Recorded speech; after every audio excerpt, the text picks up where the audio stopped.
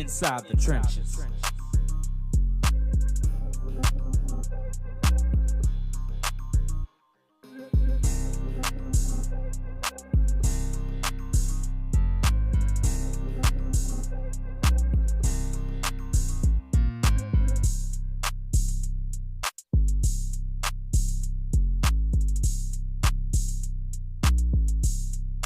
Dentro de las trincheras.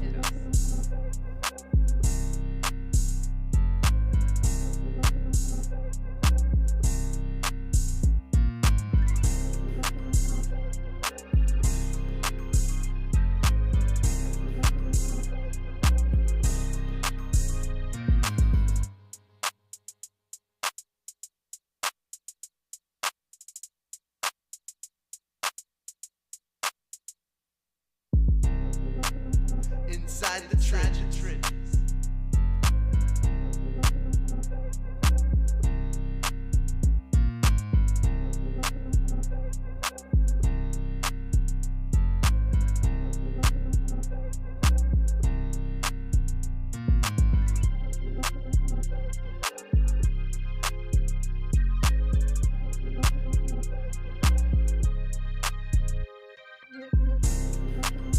Inside the trenches.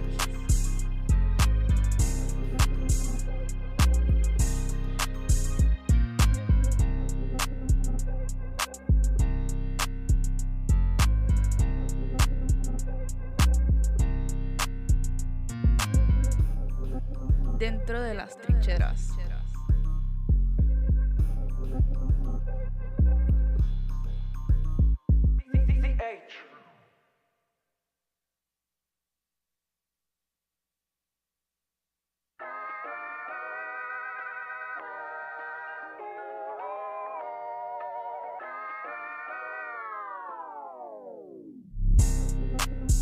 Inside the trenches.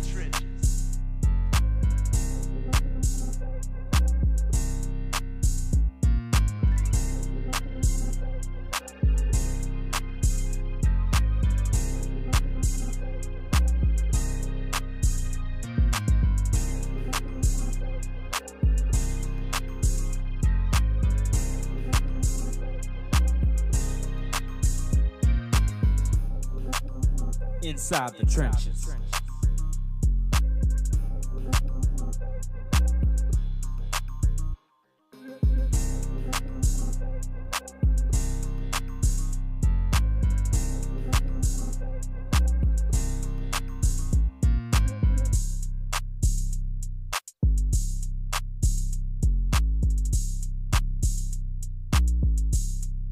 Dentro de las trincheras.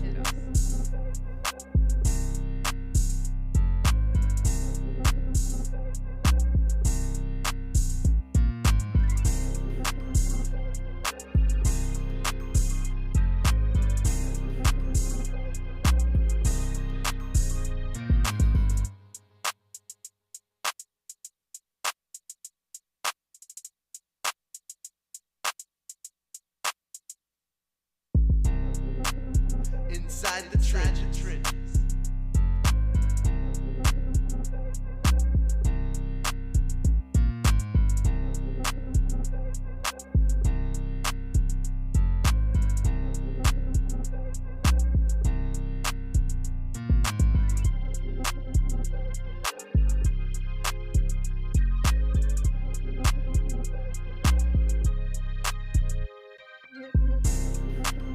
Inside the trenches.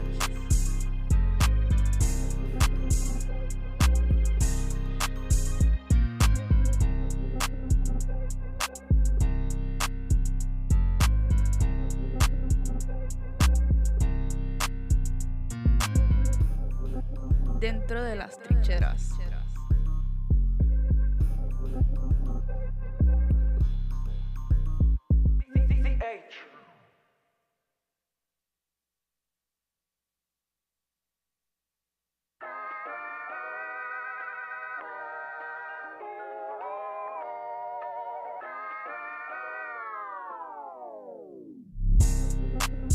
Inside the trenches.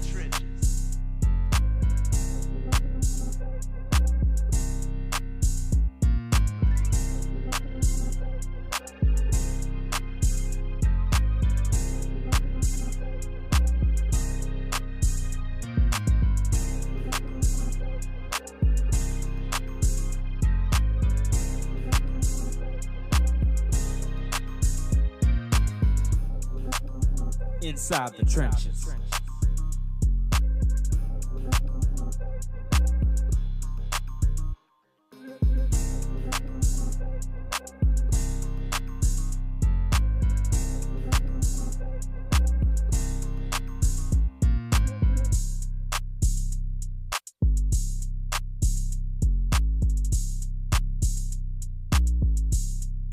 Dentro de las trincheras.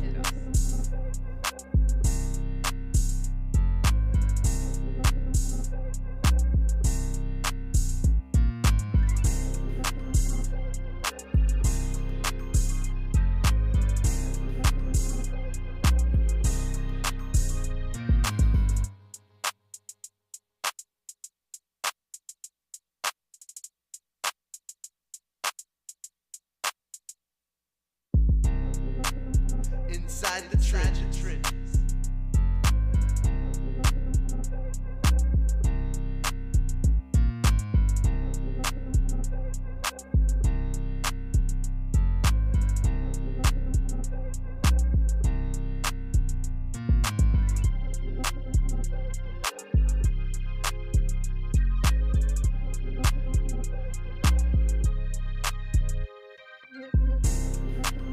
Inside the trenches.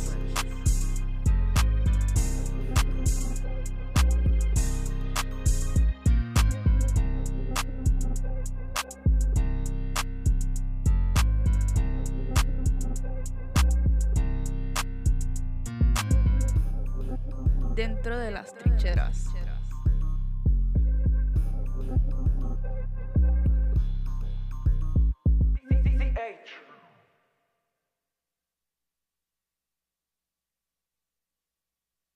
Inside the trenches.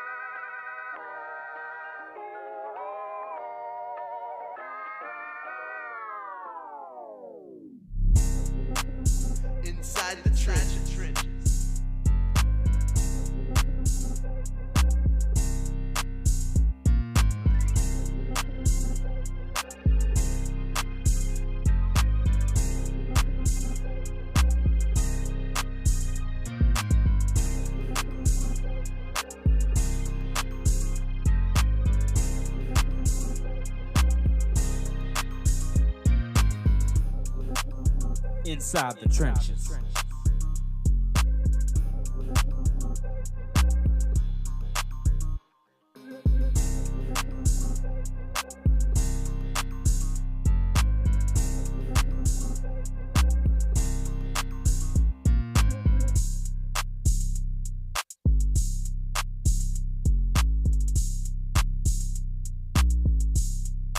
Dentro de las trincheras.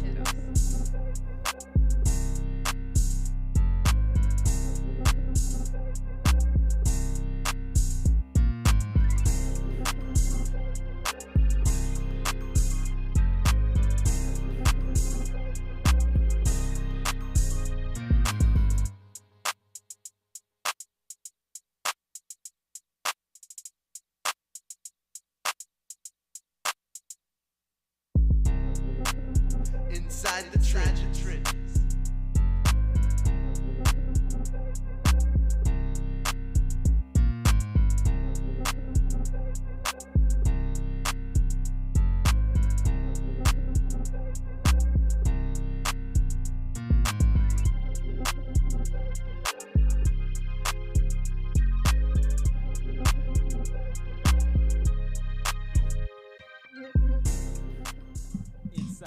Well, hello, somebody, and welcome to Inside the Trenches, live here on ESPN Baton Rouge's YouTube. And we're here at the Loyola Studios right here in New Orleans, Louisiana. Beautiful New Orleans, Louisiana, that is. It's your host, Marlon, Big Favorite. I got my co-host in the building. I got CL NOLA in the building, the coolest co-host south of the Dixie, baby. He might run it up with them boys in New York, too, now. And then we got little Chris, student here at Loyola. Representing St. Augustus, if I'm not mistaken, huh? St. Augustus, yeah. Okay. And by the way, Marlon, happy birthday, man. Well, thanks, man.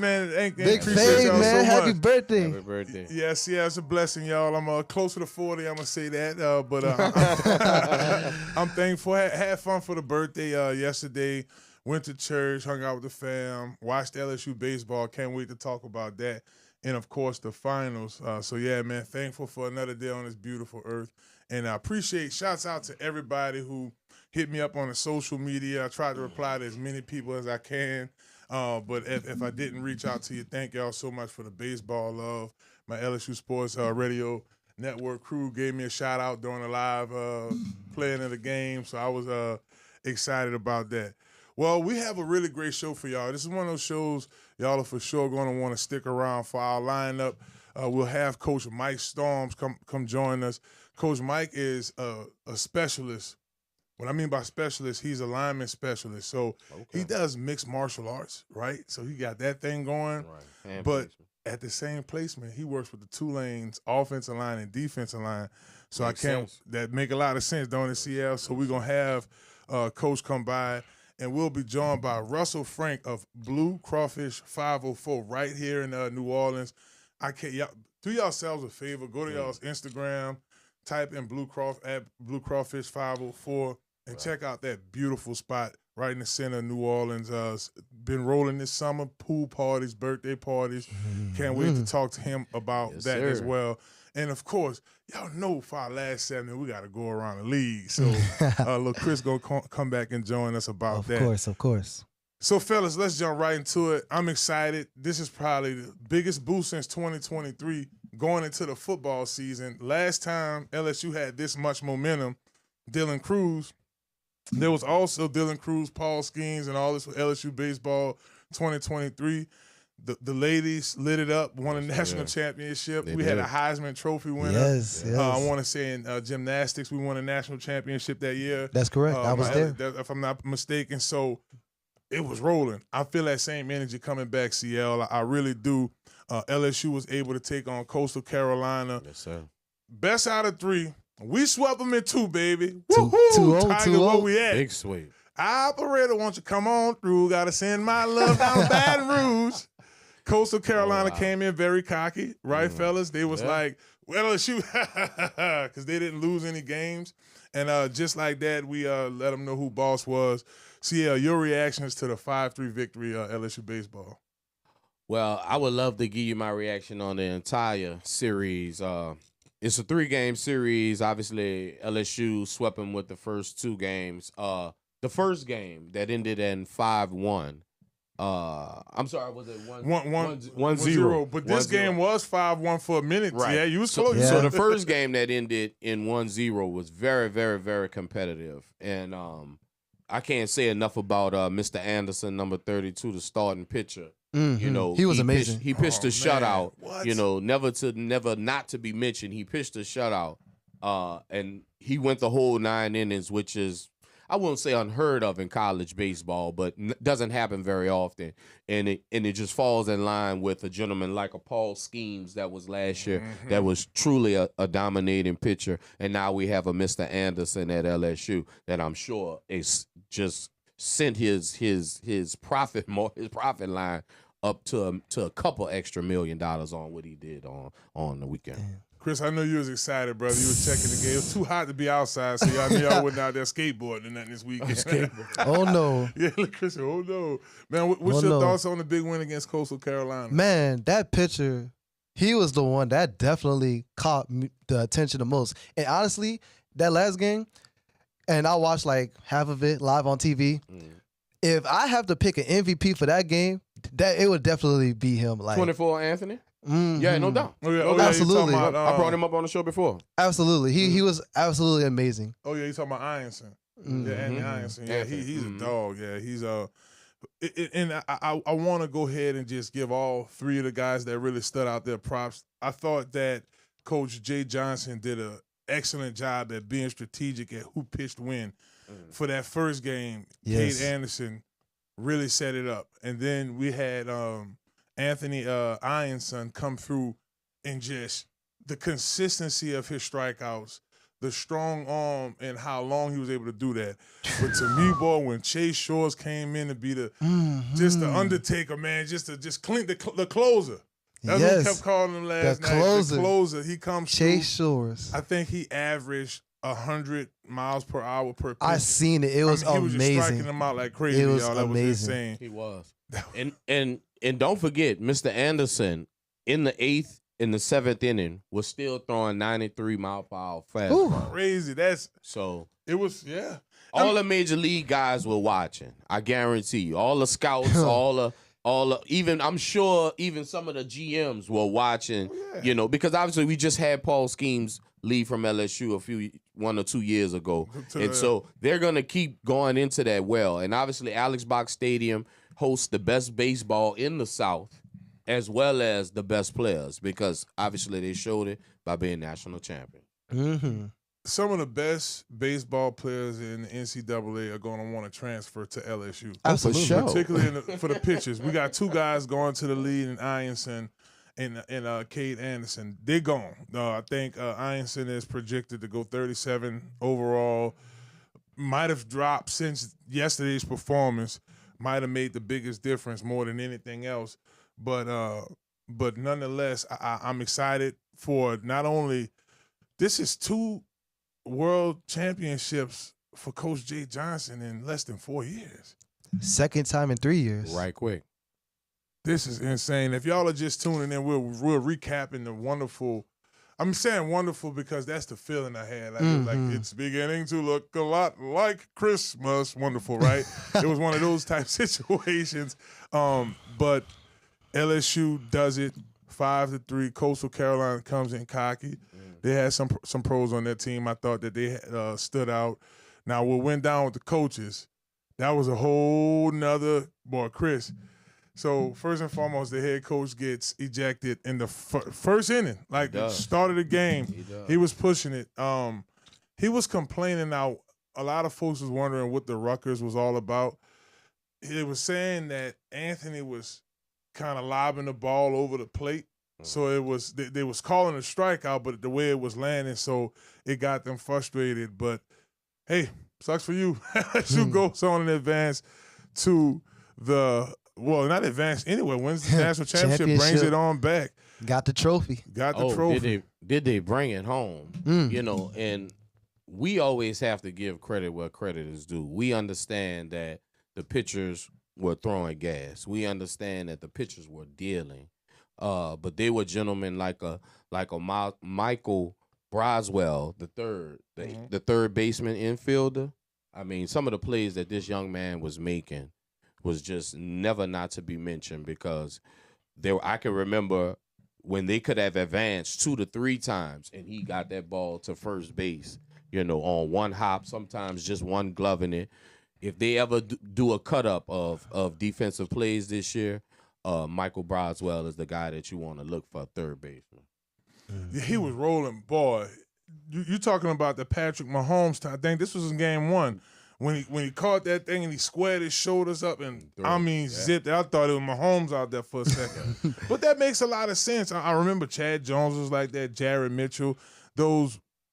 He looks like he could play quarterback in the NFL or something himself. You need true defensive plays when you pitch a shutout. Right. Yes. No pitcher pitches a shutout without great defensive plays. Right, but the way he zipped that thing like Patrick Mahomes zipped it, like I think he could zip a pass play like that. I mean, just thinking out loud. Everybody made money. Everybody with a purple and gold jersey on this weekend made money for themselves moving forward. Coach J, size 3X.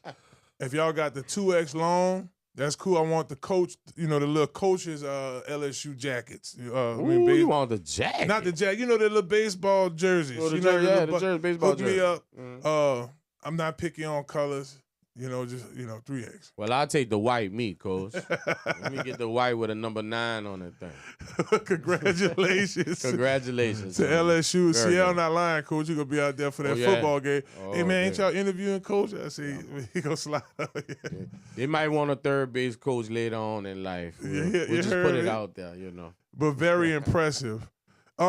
I guess an impressive NBA Finals. Congratulations to the Thunder. OKC, the Thunder. They won it and they did it. This is the first time since 1979. That's the year my oldest brother was born. This is when they were the Supersonics. Correct. Last time that they won that. So as the Oklahoma Thunder team, they hadn't went there. Now they went to if I'm not mistaken, they went to the Western Finals with James Harden and Russell, KD, and all of that. They went to the NBA Finals, right? Yeah. But NBA. this is the first time they was able to finish all the way through. final 103-91. It was an injury trip, Yeah. right, to the finals. Damian Lillard got hurt. I mean, we know Haldenberg, and I'm missing the guy. Somebody else. Jason Tatum. Jason Tatum. And there you go. They are here. They are the winners. The goal is to get there. I mean, a lot of people criticize LeBron and AD and them for winning in the bubble. I felt like it was harder in the bubble.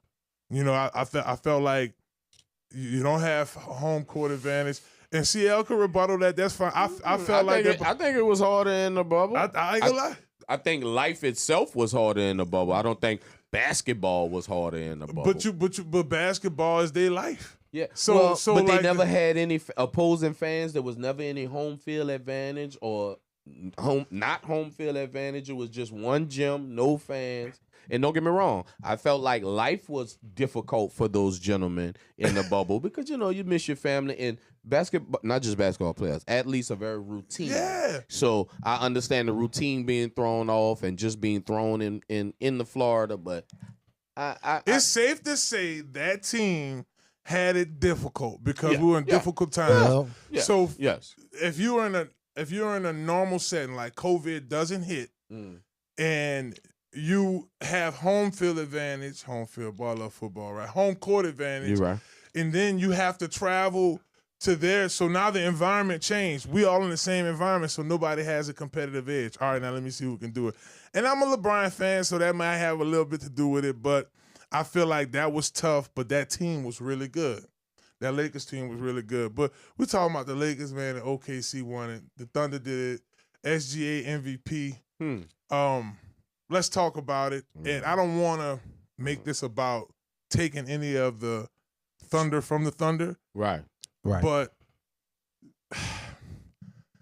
it was just I don't want to say it was an easy route for them. You look at SGA's performance, right? It was like 24% with the three-pointers. He commanded the game, though he made the shots he needed to make, and I think the team brought it together. But is it a different game if Halliburton, how Ralph 09 said, Halliburton, with the Halliburton, James, with the Halliburton, with the Halliburton. So if Tyrese Halliburton doesn't get hurt, like ruptures his Achilles heel, or is it a different finish? Is it a tough? So the score might be 109 to 108 type. Are we forgetting that Halliburton really didn't show up in the points department this whole series? He got below his average this whole series. Are we forgetting that SGA, obviously the people, and I am one of those people that told you that I told you so. We talking about the gentleman that averages 30 points a game, regardless if it's a pickup game or if it's in the finals or if it's in the preseason. I mean, SGA averages 30 points a game, and he doesn't shoot three-pointers. So Oklahoma was who they were going to be from the beginning. Okay. We all felt some kind of way for Indiana because we realized they were the underdogs, and people tend to run with the underdogs. SGA and them led the West the entire year. They were the number one team in the West the entire year. Yeah. I mean, Houston had some sparks, but it didn't matter. Yeah, but you didn't believe in that Houston team. Yeah. You was like, oh, they're young, and then look what they do. They turn around, they go get Durant. So And then they didn't believe in that team in Houston. Go ahead. But look, Chris, even the little push that the Nuggets. Everybody thought the Nuggets was gonna come back and right. I mean, they just won it last year. So OKC comes back. Are they the best team next year? I could, with the draft assets they have, and because of they're gonna keep like most of their core players back, I could definitely see them being the number one seed again. But going to the finals, I definitely do think it's gonna be a tougher road next year than this year for sure. But we're gonna see though. So, okay, Chris, I'll come to you about the similar question. Brother, are we even having this conversation if Jason Tatum doesn't go down in the East? Does Halliburton them even make it to the finals? That's what I'm saying. That's true. That's where I'm going. That's true. So let's go with SGA. they were the number one team. I can believe that they'll be good, but as far as them being right back at it, no, because this is probably one of the most difficult things to do in sports. In the West, too. And, no matter, I don't care how good of a teammates they are, it goes to your head. Some people start believing that they deserve more money than they should. Some people start looking for an exit. I saw Caruso say, I finally got a real championship, so nobody can't say nothing about it. So that kind of speaks to the conversation we were having about the bubble championship. But how much does Caruso command now? How much does a Jalen Williams? a Jalen Williams commands now. So the difference in teams, every team is different. Do I think they'll be good next year? Sure, I think they'll be good. But do I think they'll be champions next year? No, because there were so many injuries this year, including the Pelicans. And not trying to go there. Don't jump on me in the chat. But just think of all the injuries here. Damian Lillard. If Damian Lillard goes down, does Indiana really beat Milwaukee? They barely beat Milwaukee without a Damian Lillard, right? So we'll see. We'll see. And I'm an SG fan. I talk about SG all day, and I picked them to win in everything. Yeah. No, you did. No, I remember. It's documented. Yeah, we no, both I'm did. not We going. both picked them to win the championship, man. I mean, listen, bro. It's documented, but I mean, you made a very compelling point with Tatum. I do think it's a difference. Indy did hustle their way there, rightfully so. I don't think the Pacers would have beaten the Celtics. Huh? I don't think the Pacers would have beaten the Celtics. Right. You see what I'm saying? Especially if Porzingis is healthy. Yeah, absolutely. I don't see it. No way. And you have to look at this. This is the Wild Wild West. The Lakers gonna re-up. Houston ain't waste no time. I mean, the Kevin Durant signing took half of the NBA Finals little thunder away. You feel me? They could have waited 2 more days. You feel me? That was messed They up. were wrong son. for that. That was wrong on so many levels. If y'all just tuning in, it's Inside the Trenches. We want to take this time to thank our sponsor, Robert Wolf Construction and Real Estate, 143 LaPelco Boulevard. If y'all looking to get new construction, maybe refinance your crib, they do the real estate into, whatever the case may be, Robert Wolf, they got y'all covered like a blanket. In the winter, a thin blanket. In the summertime, it get a little hot in the summer. We don't want to have too much on. Give me that sheet. But either way, they got y'all covered. Visit www.robertwolfinc.com for more information. Y'all definitely stick around. I mean, I do want to finish this conversation about these teams next year because I think it is interesting because do we see a little bit of leverage? Because it used to be the West by far, and then the East had a few teams. Yeah. I want to get into that, but I want y'all to for sure stick around and join in the conversation as well. Please feel free to comment below. Please. What's y'all thoughts? Do y'all think the Thunder got a chance to do a repeat? I mean, we've known some teams in the past, like those Lakers teams in the past, those Bulls teams in the past that were able to go back to back to back to back. But, nowadays it's not that easy. Especially how competitive the sport is trying to circulate around. But Giannis hasn't even moved yet.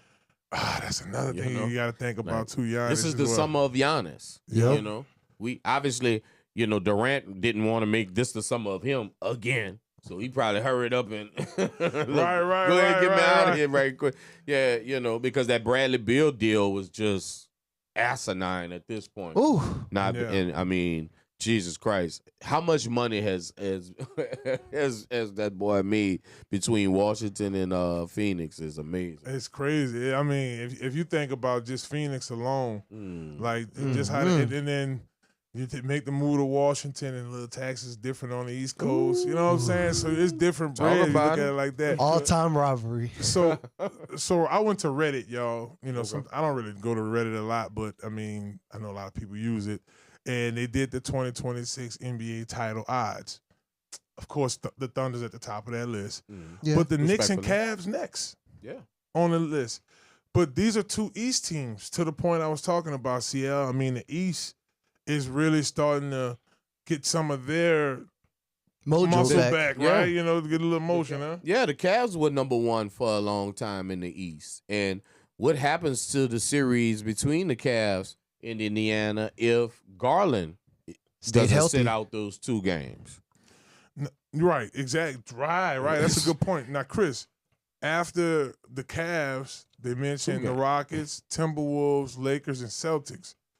The next rattle off of teams are some West teams. I mean, you got to look at a team like the Timberwolves. I mean, you put the right pieces around Ant, Mike can do something, right? Absolutely. And I honestly thought the Timberwolves would have probably made it to the finals this year, but of course they couldn't get over the hump against OKC. So I feel like, maybe a little bit more roster improvements next year. I think they could definitely go far in the playoffs for sure. Yeah, they Minnesota definitely needs more scoring.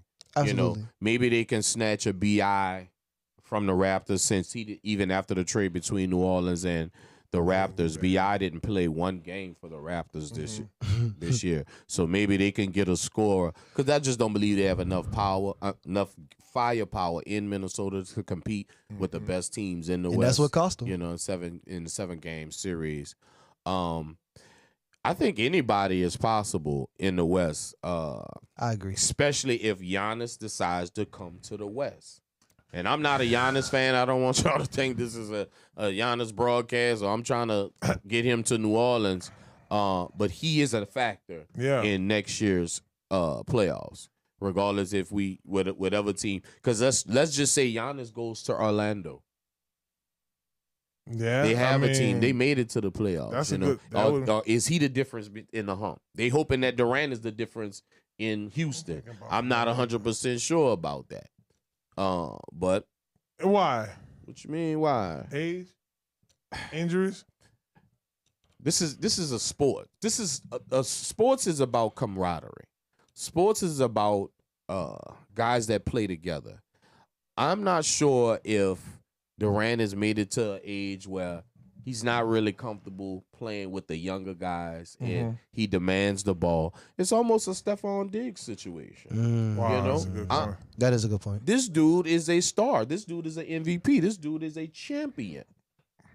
And now you sending him to play with 21, 22-year-old kids, if you will. I mean, they got Green out of there, and they got Dillon out of there, but what about if Durant just said, that shit, all that sound good, but pass me the ball. Right, Dylan Brooks, you said Jalen Green. Yeah, it's a young team, but I mean, if he could come in with the right mindset, like it really for Houston is really about Idoku. Can he manage those personalities? Can he get them to buy in? Because at the end of the day, it ain't even about what Durant said. It's about Idoka said. Right. And if they can't get on don't give me family show. And if they can stay on that track, then yes. Right. But if they can't get on the same page, I don't. I can see it being a total. And this wouldn't be the first time someone trades for a Kevin Durant and it'd be a complete bust, a complete disaster. I would not be surprised. Well, NBA did get a little rough this year, and they look like they're trying to make this blockbuster thing coming back. They're competing with some great sports. You got FIFA coming up. Football is king, so it's fun. Yep. Well, look, y'all don't go anywhere. Inside the Trenches, once again, we want to thank Robert Wolf for sponsoring this segment. When we come back, I mean, the epitome of what this show is, Inside the Trenches. Our next guest, Coach Mike Storm, is going to talk to us about the trenches over there at Tulane. Combat football, inside the trench, you got to know how to use them hands, baby. Let's talk a little mixed martial arts, MMA, baby. At the same time, it's Inside the Trenches. Y'all don't go nowhere. We'll be right back right here on ESPN Baton Rouge. Hello.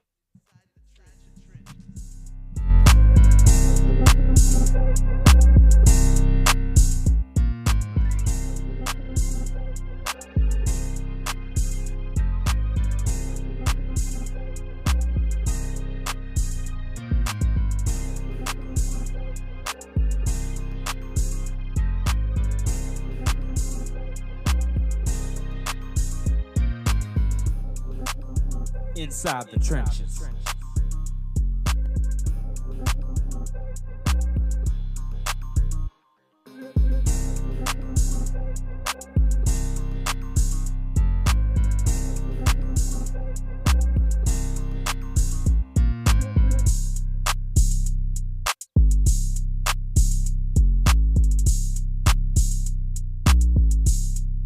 Dentro de las trincheras.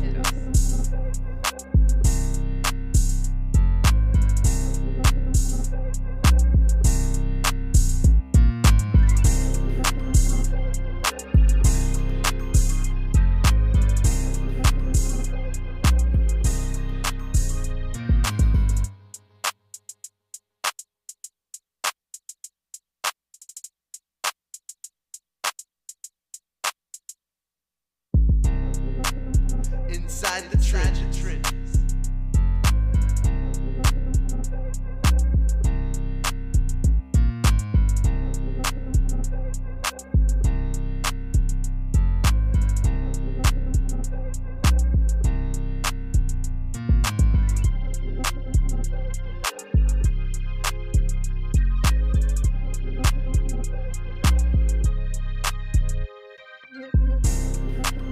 Inside the trenches.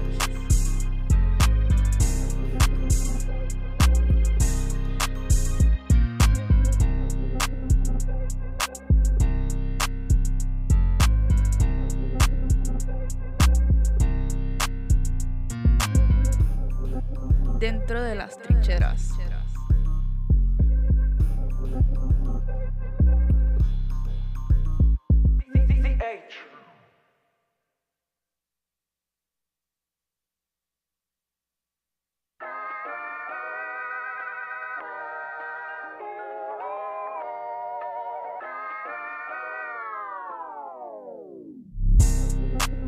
Inside the trenches.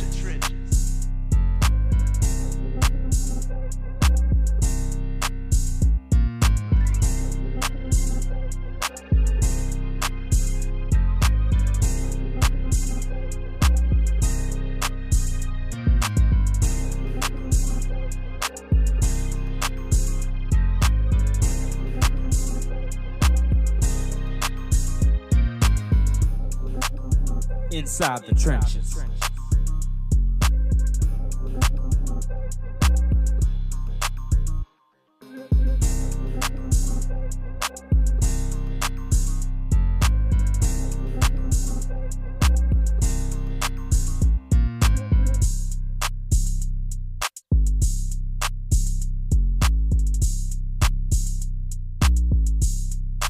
Dentro de las trincheras.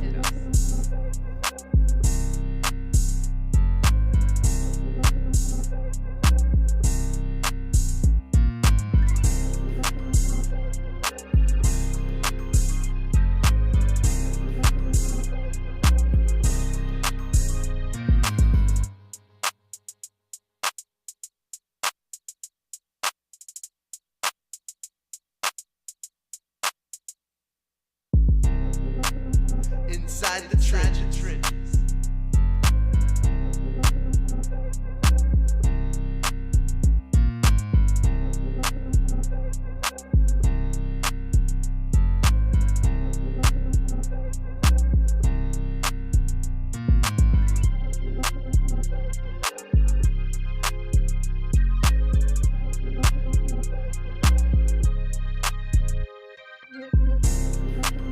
Inside the trenches.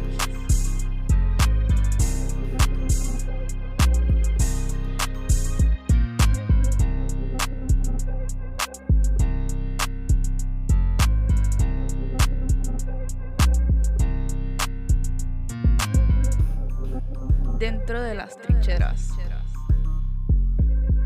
2004. Sweet.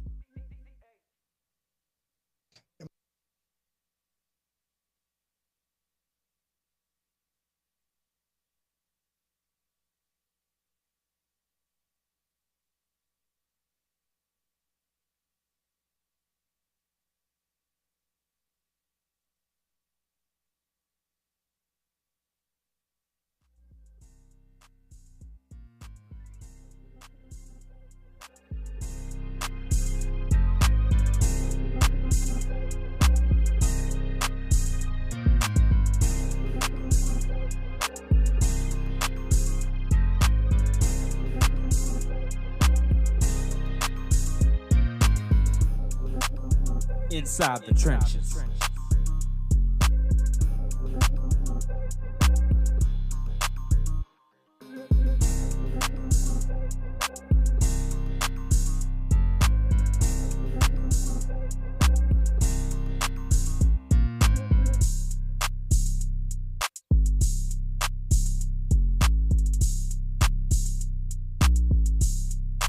Dentro de las trincheras.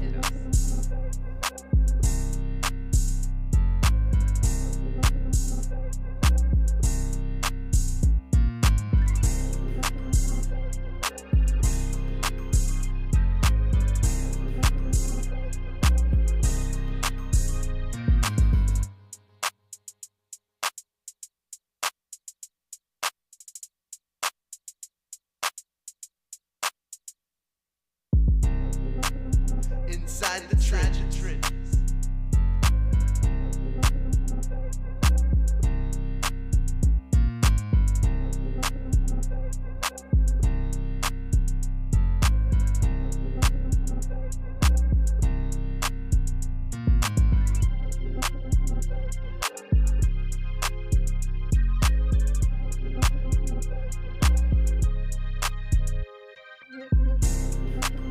Inside the trenches.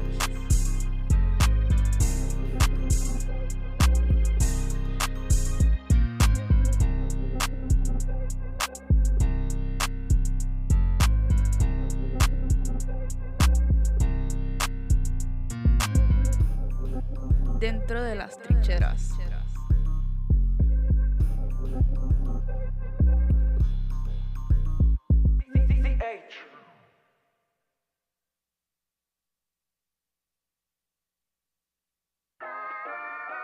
Well, hello, somebody. Welcome back to Inside the Trenches. It's your host, Marlon, Big Faith Favorite, and I hope y'all are having a great time, baby.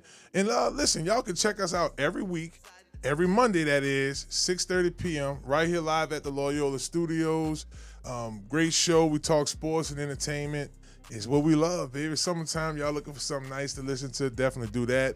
And for sure, subscribe to Inside the Trenches with Marlon Favorite on YouTube. And make sure you hit that like and subscribe button right here on ESPN Baton Rouge YouTube. We love you for it. Our next guest is the epitome of Inside the Trenches. I mean, when you talk about what we do inside the trenches, my guy, he lives it. Combat football, that is. Y'all make sure y'all follow @Sensei Storm on Twitter, or as y'all call it now, X. My next guest is none other than Coach Mike Storm. Coach, thanks for coming on the show, baby. Privilege to be here, Fave. Yes, indeed. Thank you. So, U.S. Marine, 9th degree black belt, and basically football coach. So, Coach, I guess talk to our viewers about how combat football got started. So, appreciate being here, guys. Thanks very much. Sure. It's a cool story because I was a football player my whole life, wrecked my knee, couldn't play when I was trying to play in college, and so I joined the Marines. And so, you have that dream you have that God put in your heart and you were going to do something. And so then I am in the Marine Corps and I meet a guy and I start training with who's still my martial arts sensei to this day. And he is the martial arts coach for 7 years from 86 to 93 for the San Diego Chargers. So I'm out in California training with him and he says, Mike, I want you to come with me to train with the Chargers. So then I go out there to the Chargers. This is 1993. And I had dark hair then. And and my sensei Arsenio Advincula, lets me train with the Chargers. That's back when it's like Gary Plummer, Joe Phillips, Junior Seau, Billy Ray Smith, all those cats were out there, right? So we were teaching his martial arts for football program, and he just called it martial arts for football. And I was able to start doing it then, and the defensive backfield coach at the time was Coach J.L. Mora, Jim Mora's son. Yeah. So then he comes back to the Saints. Then they up calling Mr. Advincula, and they're like, hey, we want you to come do a clinic for us. And he goes, nah, I'm not leaving San Diego. I'm, committed to them. Right. He's like, Storms lives like an hour from you. Why don't you bring him in? So then I kind of got to do it that way. So that's how I started with it. And it was just a gift from God to kind of get my dream a little bit different than playing, but coaching. It's just been great people I've been around that have connected me to teams. And, well, you get with players and coaches and they like you. Right. Or you add, something they think's worthwhile or adds value. Like my buddy who's the head strength coach of the Arizona Cardinals, coaching them at the Saints. He brought me to Virginia twice, brought me to the Dolphins. And so everything grows from relationships and you showing up and doing your thing. Yeah. But you played in the trenches, bro. Yeah. And the mindset part of it, I think, is just as important as the skill set part. Yeah. I'm working with some newer players that I hadn't worked with before, kids from the portal at Tulane this year. Okay. And like, okay, coach, what are we going to work on? I said, well, first of all, what do you think about when you're playing football? Well, I got to do that. No. This isn't football. You're in the trenches, bro. It's a street fight. Yeah. And if you're not thinking about it like you're in a fight for your life and this guy just slapped your mother, I mean, I need you to get in a different state of mind. Hello. Right? And the guy, within the rules of the game, because we're, good sportsmen and we're competitors, but that guy, I tell the kids, I'm like, and I tell the guys in the league this too, but the kids need it more because the league are men. Right. You know what I'm saying? Grown men. Yeah, and they're getting a paycheck to feed their kids. Exactly. They got the motivation, right? That's They like, got the hello. mindset, right? But the kids, it's like, that guy's not your opponent. He's your enemy. You're not looking at this right. This isn't like, shake hands with him at the end of the game when you win. Don't be like, every game, every play, dominate him physically, mentally, spiritually, emotionally. So that's kind of the combat football thing. Has a lot of Marine Corps mindset, combativeness, the martial arts, specific body mechanics and techniques that are all football. I don't teach them how to do a knee strike Right. or how to do a foot stomp or an eye gouge. Those are great, but you can't do that on a football field, right? So we take the movements, whether it's a D-line, O-line, tight end, wide receiver, linebacker, special teams guy, quarterbacks, we teach them how to fall. Because when a quarterback gets hit, bro, it's not the head-to-head combat, it's the head-to-field contact. Yes. Because they don't learn how to fall. So I work with all the quarterbacks on break falls. Tua hired a guy, and I go, oh, wow, maybe we should get a jiu-jitsu guy to come in and teach us how to fall. All quarterbacks, running backs, everybody needs to learn how to protect their heads. But it's taking martial arts principles. I'm 6 feet tall, 190 pounds.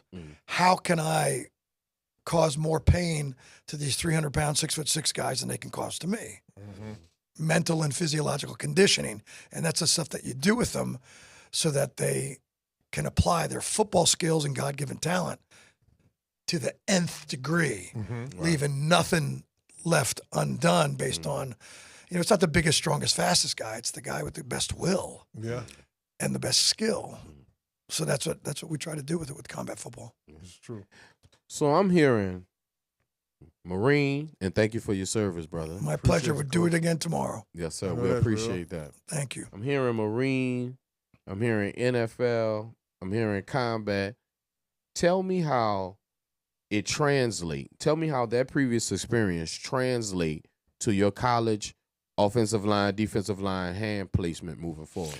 So the Marine Corps hand-to-hand combat program and the martial arts are kind of one-on-one. My martial arts instructor, Arsenio Advincula, got a black belt emeritus from the Commandant of the Marine Corps as one of the forefathers of developing the program. Because he was in the Marine Corps for 26 years, 3 tours in Nam, drill instructor in Paris Island. So he taught combat, hand-to-hand combat in the Marine Corps for his whole career and taught it to me, of course, because he was my trainer. And the principles of striking, like in football, and I say this gently to my here's what I say to the kids, because I love mentoring men, right? I'm 61 years old. I've had great mentors that changed my life, directed my life, spoken to my life, helped me believe in myself, right? And so I tell the kids, and when they know when it's coming, when I say, I love you, right? That means here comes the truth, right? Right. But the players are so good at what they do, but they've been the biggest, strongest, fastest, best kid for so long. There's a lot of detail stuff that they can use to really, really enhance their game.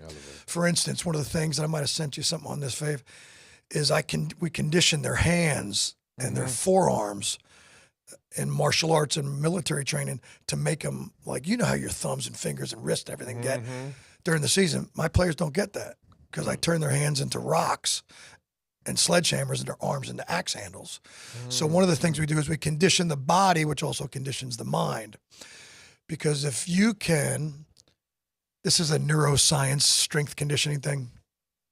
If I'm a baseball pitcher, a softball pitcher, shot put thrower, and I can throw the ball at 100 miles an hour. But my decelerator muscles, my deltoid, my lats, my shoulders, my rotator cuff, neurologically, my brain's not confident. It can slow it down. It won't let me throw as hard as I can. If your hands, when you hit a guy in the shoulder pad, breastplate, or you do a cross chop or an elbow club, if your neurological, your brain signaling isn't confident that this thing is a piece of iron and that's an axe head, it's not going to let you strike as hard as you can. Right.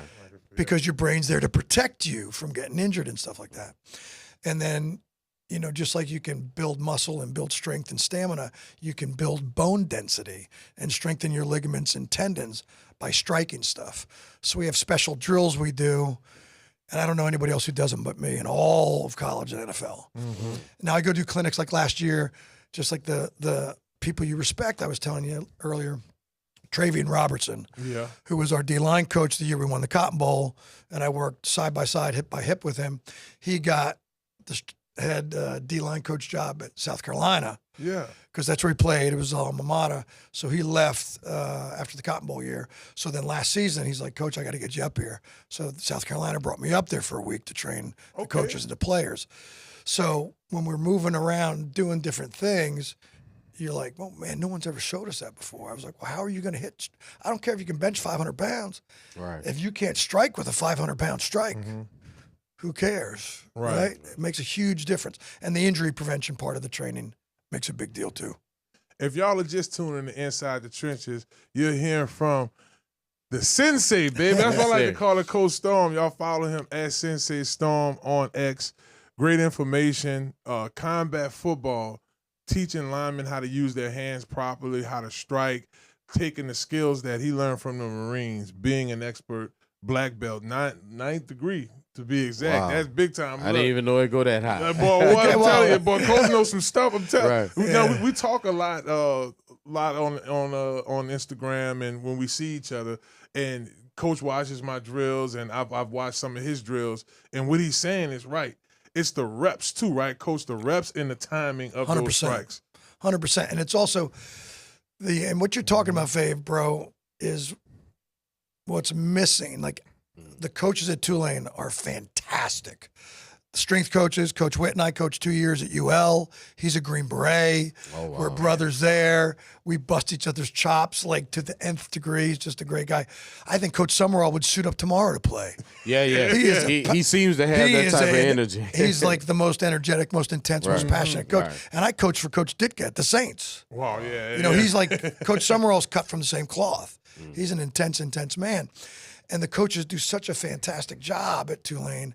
And all the other places I've coached, they're amazing. There's the emphasis that I do, and like I was telling you, that Sports Illustrated interview Coach Summerall did on me, is the details of, okay, I'm going to teach you how to strike with what part of the hands, what part of the arms, the elbows and stuff, but also where to. Like, you know that if you hit the guy too close here, he's just going to orbit and replace his hand. 100%. You got to get that elbow and turn that shoulder. And I'm like, what are you aiming for? Well, I'm going to hit him on the arm, Coach. I'm like, no. I want it to be the size of a quarter here and the size of a quarter here. I want you to hit that same spot on that radial nerve and that tricep nerve every time for 4 quarters. See if he really want to play football. Right. Yeah. Well, that's how you get in their head, right? And then the guy jumps off sides, and then the guy holds, or the guy grabs your face mask because he's getting mad at you. One of my closest friends, Jamal Nesbitt, who was on the Saints Super Bowl team, and his son just played North Carolina, just killed it. He was the top tight end, I think, in the history of North Carolina. Now he's a rookie in the league. And he came and found me when he got with the Saints. And I was like, why'd you look me up? He goes, when I played the defensive line at the Saints, they tortured us. And I asked him after the game, and like, what are you guys doing? And he's like, we got a martial arts coach, and we're striking you not like football players. Because there's a thud or there's a sharp snap strike, right?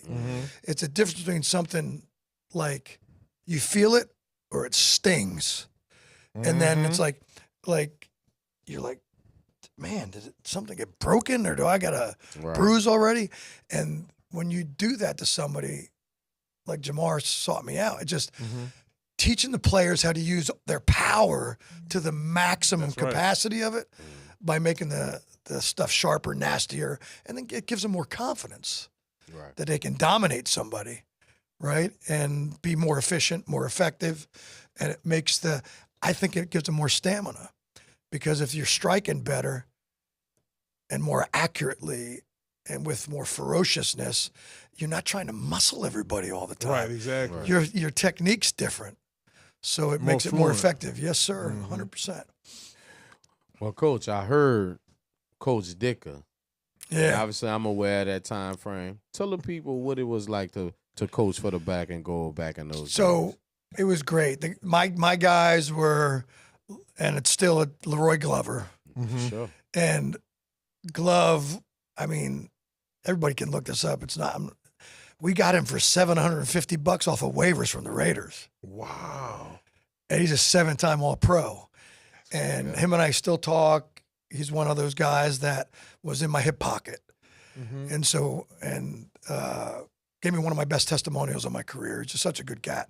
And then they would because I still had a karate school in Mandeville for 30 years. Wow. So the Saints players on their day off on Tuesday would drive across the causeway and come train with me on their day off and stuff like that. So Leroy Glover, Wayne Martin, Joe Johnson, Jared Tomich, Brady Smith, Mark Fields. Those were the guys that trained with me all the time. And a cool story. So I got to coach a guy. There was a guy, Mark Lillibridge, at the Saints back in the day, back then. Back then. And then I got to coach his son at Tulane, Wow. who was an offensive lineman. So now I've been doing this for so long. I got guys I coached in the league or in college, and now I'm coaching their kids. But it was great being the Saints were completely different back then. You know, they hadn't won the Super Bowl yet. Definitely. They didn't have the legacy of Drew Brees and all the, and Willie Rofe was one of my guys. Great, great guy. Unbelievable footwork. I mean, just Hall for a of cat Famer. that big and that frame, 500 bencher. Wow. Ugh. So, Coach, you spent time with the Chargers. You said you were in Arizona for a little bit. No, my buddy's the Your head buddy strength was in there? Arizona. I was with the Chargers, the Dolphins. The Dolphins. Miami Dolphins, and 6 years at the Saints. So, I guess when you were with the Dolphins and the Chargers, I mean, you gave us a little bit of your time with the Chargers. How was it in Miami? Miami was great. So Evan Marcus, who's the head strength coach at the Arizona Cardinals now, who I coached with at UVA 2 years, the Saints, and then the Dolphins, he brought me in there. The Dolphins were my favorite team as a kid. Dolphins and Steelers were my two favorite Come on, teams when I was a that's kid. So that was one of those God dream things, gift from heaven. You know that thing when something happens, you're just like, I couldn't write this story. It's so cool, right? So I got to go down to Miami. And then when I coach a lot of times, I'll bring the guys that were in the league with me for years. I'll bring them with me so that I can have somebody that can do the drills with me for examples. Because the way you got to teach people, and people, you got to be a master communicator and a master teacher, right? You don't just tell people what to do. So it's DECR, demonstration, explanation, correction, review, and repetition. You got to write that down. Coach. Right? It's so critical, Y'all right? got that, So huh? you tell people what to do. You gotta show them, then you tell them, then they got to feel it, then you got to tune it, correct it, give them feedback and stuff like that. It's always better for me if I got a guy this guy was in the league 7 years. He was a second round draft pick. I'm this skinny martial arts, middle to age white guy. And I'm like, what's this guy going to show me, right? So Jamal comes with me, and Jared Tomich had come with me in the past to a bunch of different schools and teams. The Dolphins was great. Legendary, Shula team, the only undefeated season of all time. Jason Taylor was there when I got to coach him. Jake Long, the offensive tackle.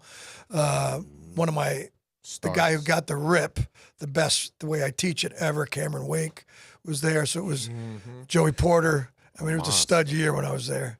It was great stuff. I'm familiar with Cameron Wake, a weight room monster. And that was the years Patrick Surtain and Madison and 100%. T-Buck. And Ricky Williams was there too. And Ricky. Ricky was there. That's He's right. such a good cat now. Story about him, cool. So I was there doing my thing, and then I was gone for 4 days. And it was, I told the kids, I said, the kids, told the players, I said, my son's graduating from high school, so I'm going to be gone for 3 days, going back to Louisiana. And I came back the next week, and everybody said, we're just working, we're just back in the groove doing our thing. And Ricky comes up to me and says, Coach, how was your son's graduation? Nobody else asked me about, what was going on in my personal life after I told them about it. It was just, I thought that was cool that, you get people who pay attention to other people around him. Ricky was that kind of guy. Right. Loved to work with him. He was a good dude. And we teach running backs how to block. That's right. Elbows got to stay in. Inside hands win. Don't try to grab them. Keep your head up. Strike him. Heads then hat. So coaching all that stuff detail-wise too. But you got to rep it. That's good stuff. Coach, CL usually asks this question. I don't know if I asked you this in the beginning. Where you originally from? I'm from Jersey. Okay, up north. Sound like man. a Jersey guy. I'm from Jersey. That's what people, and it's funny stuff. There's a lot of Jersey guys at Tulane. Come on. Oh yeah, Tulane's a big New Jersey school. So there's a lot of cats from New Jersey and New York and stuff that are on the team and stuff. And they'll say the same thing. They're like, Coach, you don't talk like you're from here. I'm like, I'm not from here. I'm from New Jersey. Born and raised. Came down here to go to LSU. That didn't work out because of my knee. Joined the Marines. Came back to finish school. Went to Southeastern. And then met my wife. And you marry a girl from New Orleans, bro. Yeah. Hello. You Hard to staying get in out of Louisiana. Yeah, you pretty much stayed down here since your try at LSU because you. Yes, sir. I'm assuming you joined the service when you were here. Yes, sir. Oh, that's Went and pretty was in cool. the Marines, then came back, and then bounced around to colleges and the teams and stuff like that. Well, I won't fault you for falling in love with Louisiana, Coach. Well, I fell in love with a Louisiana girl first. There you go. Then she helped me Same fall in love with difference, Coach. Louisiana. Well, That's some perfect. Yeah. She knows how to boil shrimp, cook etouffee, There you go. all of it. Home Yeah. cooked meal. Yes, sir. Well, Coach, since you're currently at Tulane right now, give me a name of a talented defensive or offensive line player that might not necessarily be on our radar just now, but you know him, you coach him, you tell us about it. Well, so the 3 years I was the skills development coach for Tulane. This year I'm working as a consultant with them Okay. right now. And the kid that if he, and Come on. it's been said about him, and everybody's probably, you may have heard about this kid.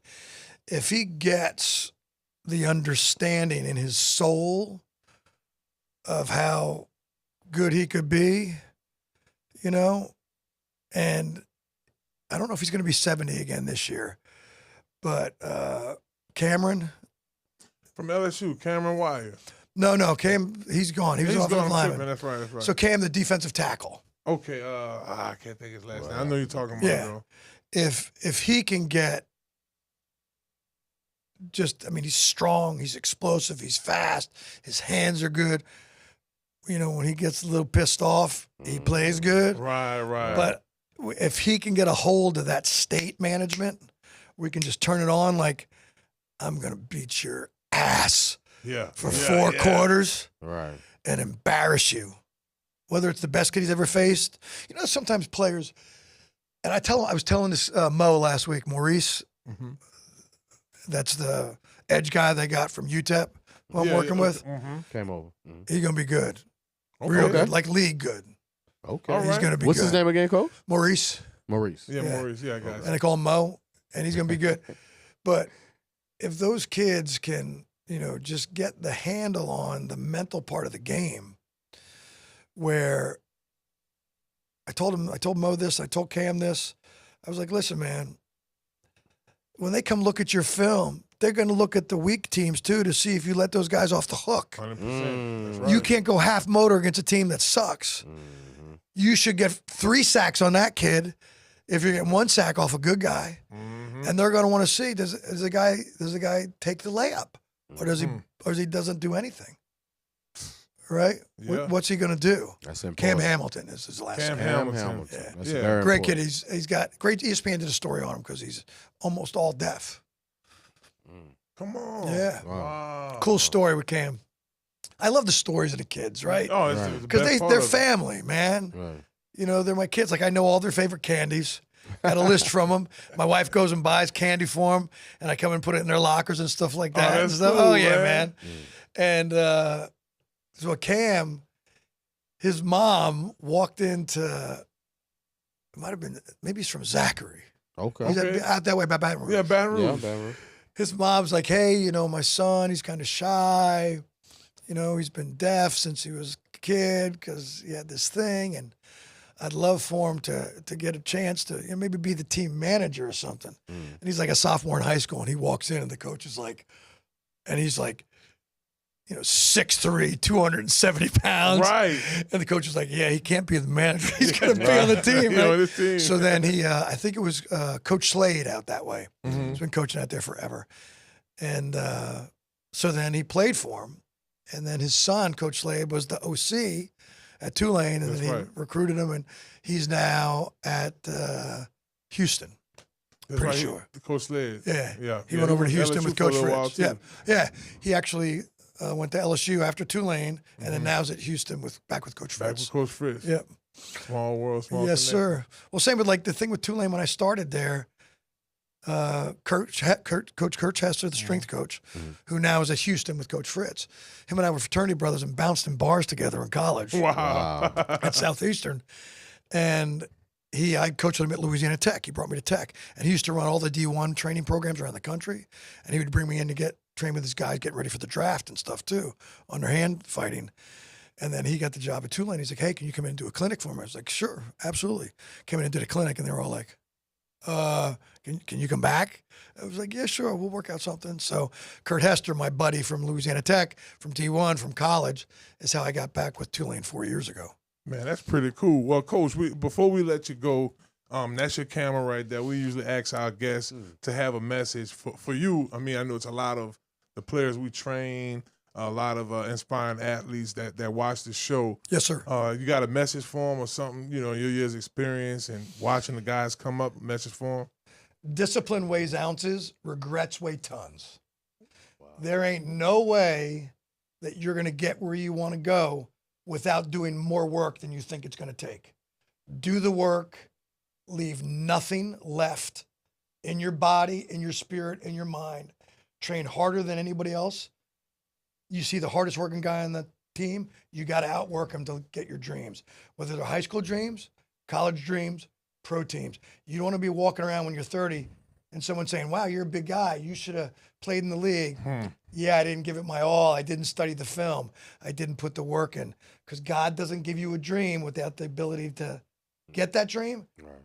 Your part is the two things that you control, your effort and your attitude. Maximize those and you win.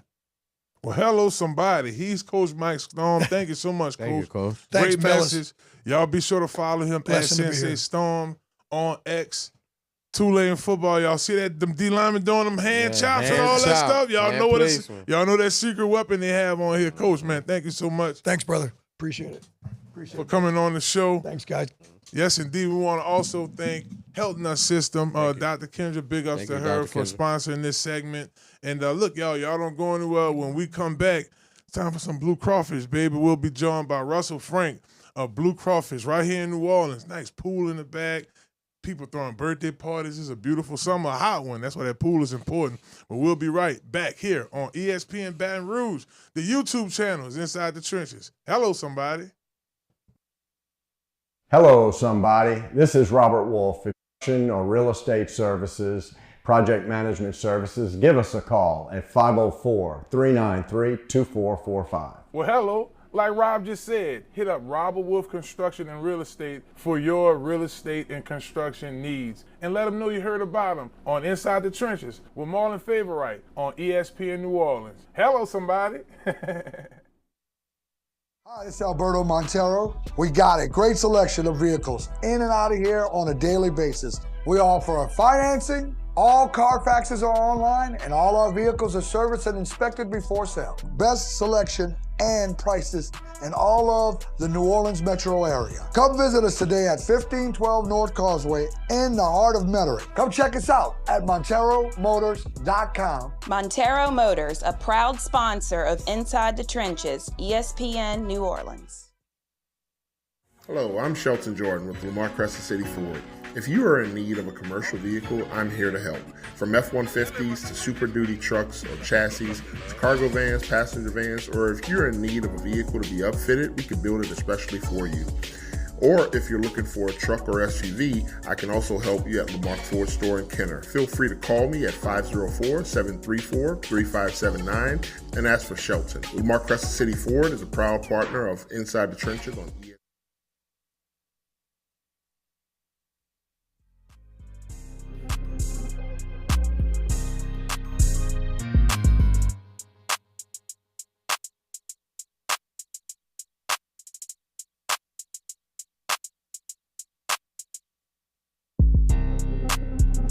Inside the trenches.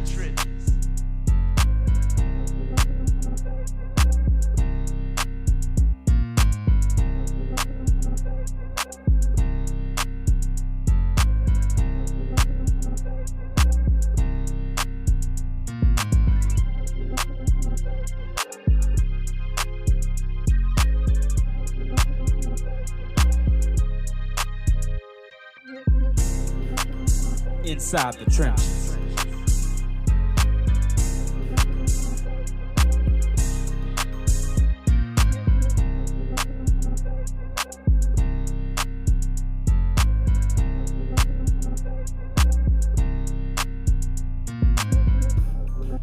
Dentro de las trincheras.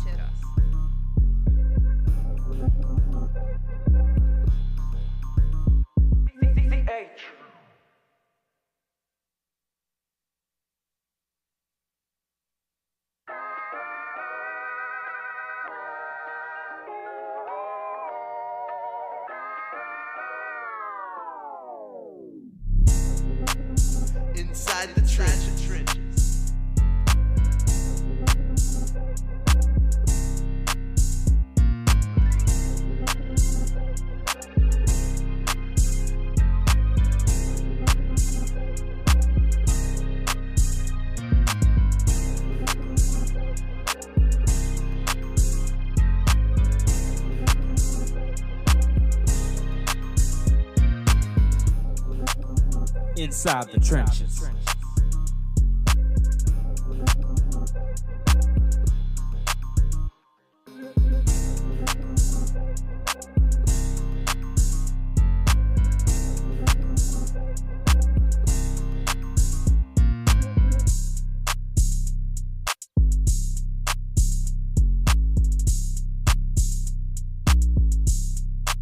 Dentro de las trincheras.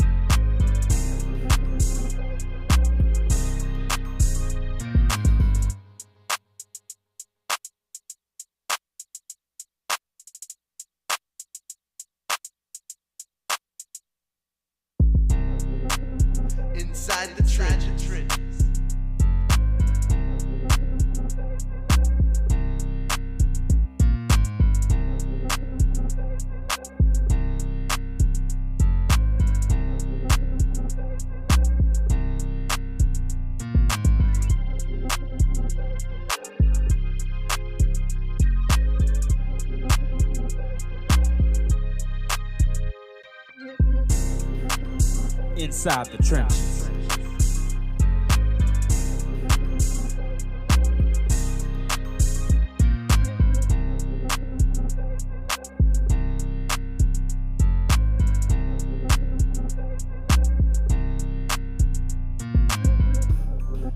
Dentro de las trincheras.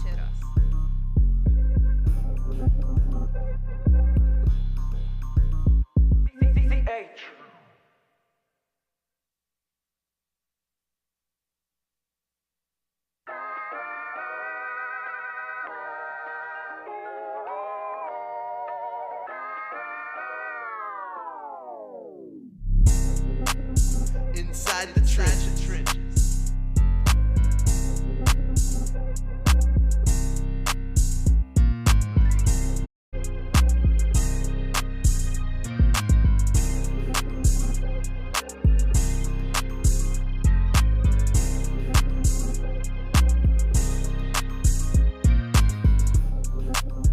Inside the trenches.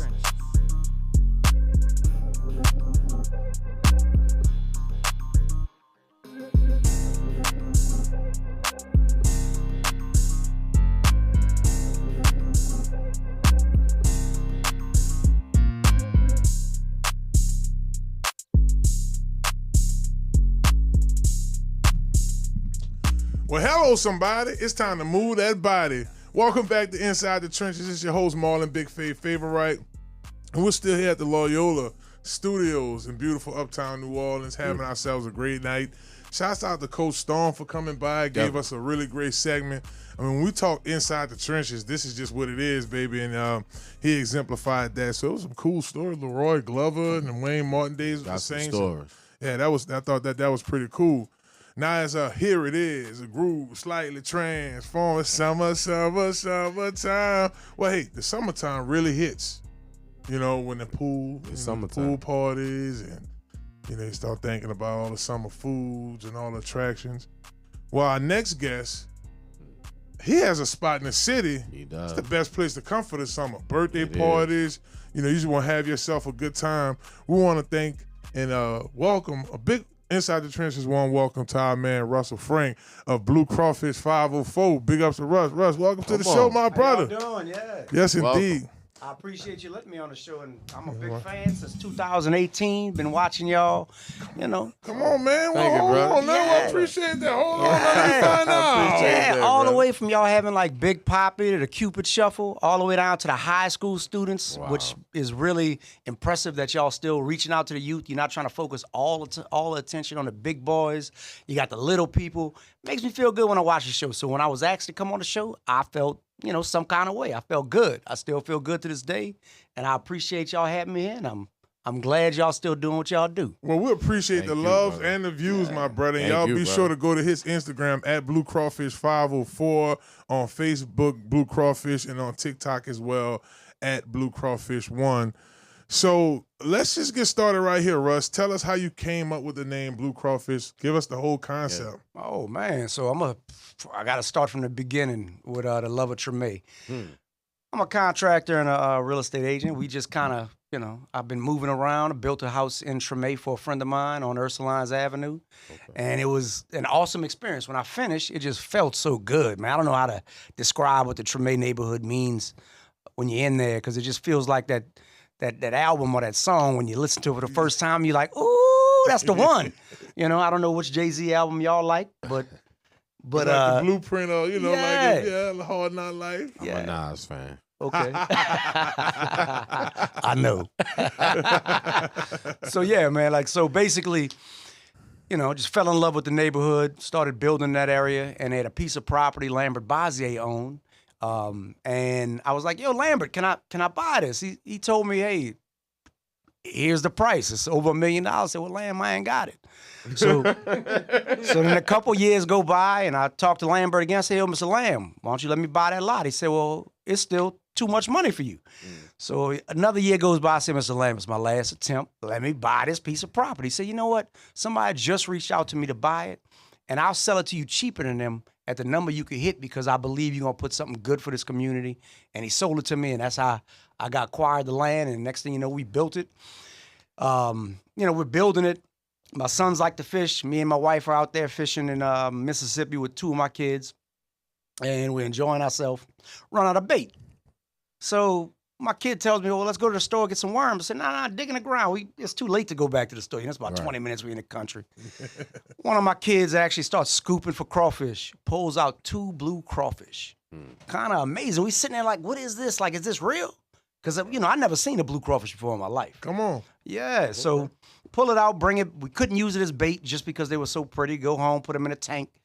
Later on, in the middle of building the project, my son pops up. And my wife says, "Oh, what you gonna name the hotel that you're building? This new boutique hotel." And my youngest son, Jackson, says, "The Blue Crawfish." And I'm looking at him like, "Okay, that's legit." So my oldest son approved, and we went ahead and did it. And that's how we got the whole thing going. I like that. Wow. That's pretty cool. That is very cool. authentic. And I've been lucky enough to have been filming before in the neighborhood, and that's when we actually ran across each other. Mr. Russell, the great Derek Bentley Wells introduced me to you, and I saw your vision back then, and I was so gracious that you brought me on the tour.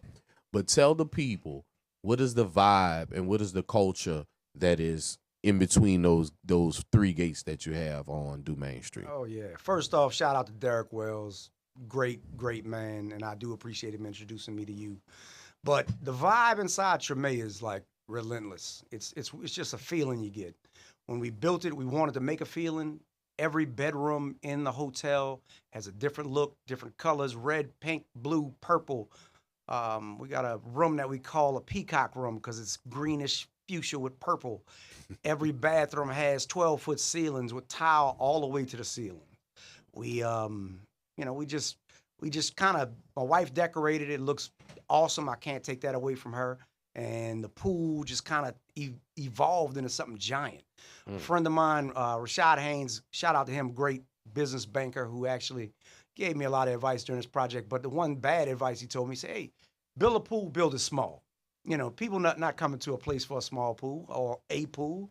I said, you know what, I'm going to take that advice and I'm going to build a pool, the biggest, best pool I could build. And we did it, and that's where we at. And it's the nicest pool. It's got a lazy river that circles the island. We got a cave with glow-in-the-dark rocks on the ceiling. We've got a jacuzzi with glow-in-the-dark rocks. We got blue crawfish in the actual pool. We have seating around the pool for 45 that's inside the pool, and we got seating for about 300 people outside the pool. Trying to do a party that bit tomorrow. Baby. It's one thing that you can't really you can't miss. When you get in there, you love it. Feels good. Everybody says they like it. You know, and if you don't feel anything, then you know sometimes when you hear music, you don't feel it either. But I think they feeling this one. Well, if they don't feel it, coach, they dead. Because it is the number one pool destination in New Orleans. I vouch for that. This place is, to the fact that it's in Treme, and if I'm not mistaken, it's the newest construction built in Treme, and it's the largest pool in New Orleans. Please tell us about the monumental pool parties that you've already had and the ones that's coming up. Okay, all right. First off, we'll start in the past. When I was a little youngster, we looked up to Master P, not only for his rapping tactics, but his business mind, right? Which was amazing. You know, just watching him growing up. You know, my dad was an entrepreneur, and so was my mother. And as we're going, you know, Jocelyn, Russell, Dad, Mom, they basically said, hey, look, you need to work hard at business, work hard. And when you're growing up, you don't even notice, like, people like Master P are making a way for everybody in the city. Like, they're bringing money into the city, bringing recognition. And it was just an exciting time when you hear Make 'Em Say, And then next thing you know, I get a call, and Master P has his Walk of Fame party at the Blue Crawfish. Wow. Okay, that's what it was. Yeah, it was amazing. And just to see him in that thing, second line, and sweating. Never thought I'd see him sweat, but he was in there dancing. I didn't even think he could move like that. But that man was moving. That's cool, man. So I'm looking at the videos. I'm checking the pictures out. How deep is the pool? Like, you have different depths of it. I saw the jacuzzi. I see the lazy river. That was pretty cool. So, like, how deep the pool is? So the pool's only about 3.5 to 5 feet. We like to keep it fun to where people can stand, drink, and enjoy themselves. We don't want somebody wading in the water having a backstroke the whole time. Right. You know what I'm saying? You sit there making jokes with your partners or your lady. You don't want to drown. You want to just hang out. You know what I'm saying? Right. Ain't no deep end diver. Right. It looked nice, but it's just wide, man. Like, I thought that thing was like a city park or something. You know, they got the river. That's pretty cool. So, hotel. So, people can come in from out of town, book them a hotel, and enjoy the ambiance. I knew you were mentioning the rooms. How many rooms are at the hotel? How many, what's the full capacity of booking? So this is a boutique hotel. So we have 10 bedrooms. Each bedroom has its own bathroom. A full bathroom, decked out. Everything's different. We got marble. We got granite on the floors. We got just anything. We got the basic tile that would represent old Treme. We've got magnolias in the foyer. So the magnolias are actually etched in the marble, but it's just representation of New Orleans. We've got art on all the walls. In general, every bedroom is just there for you. So you could rent an individual room if you're actually a member, but if you're not a member, we like to rent in big groups. So you can rent all 10 bedrooms and stay with 10 to 20 people. That's basically how you want to rent. We don't tell you what to do, but it's just an exciting place where everybody can come and commune. We have a big, great, giant kitchen, which has a quartz countertop that changes to any color you want by a touch on the wall. Purple, blue, green, yellow. What high school y'all went to in here? I went to O'Perry Walk. I mean, Oliver Perry, huh? Well, I went to 2 high schools. I went to Shaw and West Jeff. Okay, so green or red Buccaneers. My mom actually taught at West Jeff. Oh wow! Back in I'd say from like 90 to 2003 or something. Yeah, I was there. Miss Frank, Jocelyn Frank, DE teacher. Yeah, okay. Man, that's a small world. Wow. Yeah, I was there with Miss Frank. Okay. Yeah, wow. Man, I've been knowing your mama for years, bro. Wait. Yeah, I know Miss Frank. Well, I gotta let her know a son on the show. Wow, that's crazy. I didn't realize that. Tell Mom Deuce I said what's up, man. All right. So what colors you going with? I'm gonna go with all orange, man. All right, okay. All orange, no blue, all orange. You know, and I love that bar that's not too far away from it either. That fully stocked bar that's not too far away from it. I happen to be a fan of that too, Coach. But tell me this. Mm-hmm. I'm listening. What you got going on for Essence? Because we so close. Ooh, we so close. That's the I can't question let you leave without letting everybody know what you got going on for Essence. Baby. So for Essence, we're just opening up our membership that week. And right during Essence, if you're a member and you sign up, you're going to have the ability pre-sales to have Kazi, one of the best comedians in the state, nation, up-and-coming content creator. He's going to have an event there. We are going to be open every day during Essence, but you have to purchase your tickets in advance, and we're going to wild out and have the best time of your life.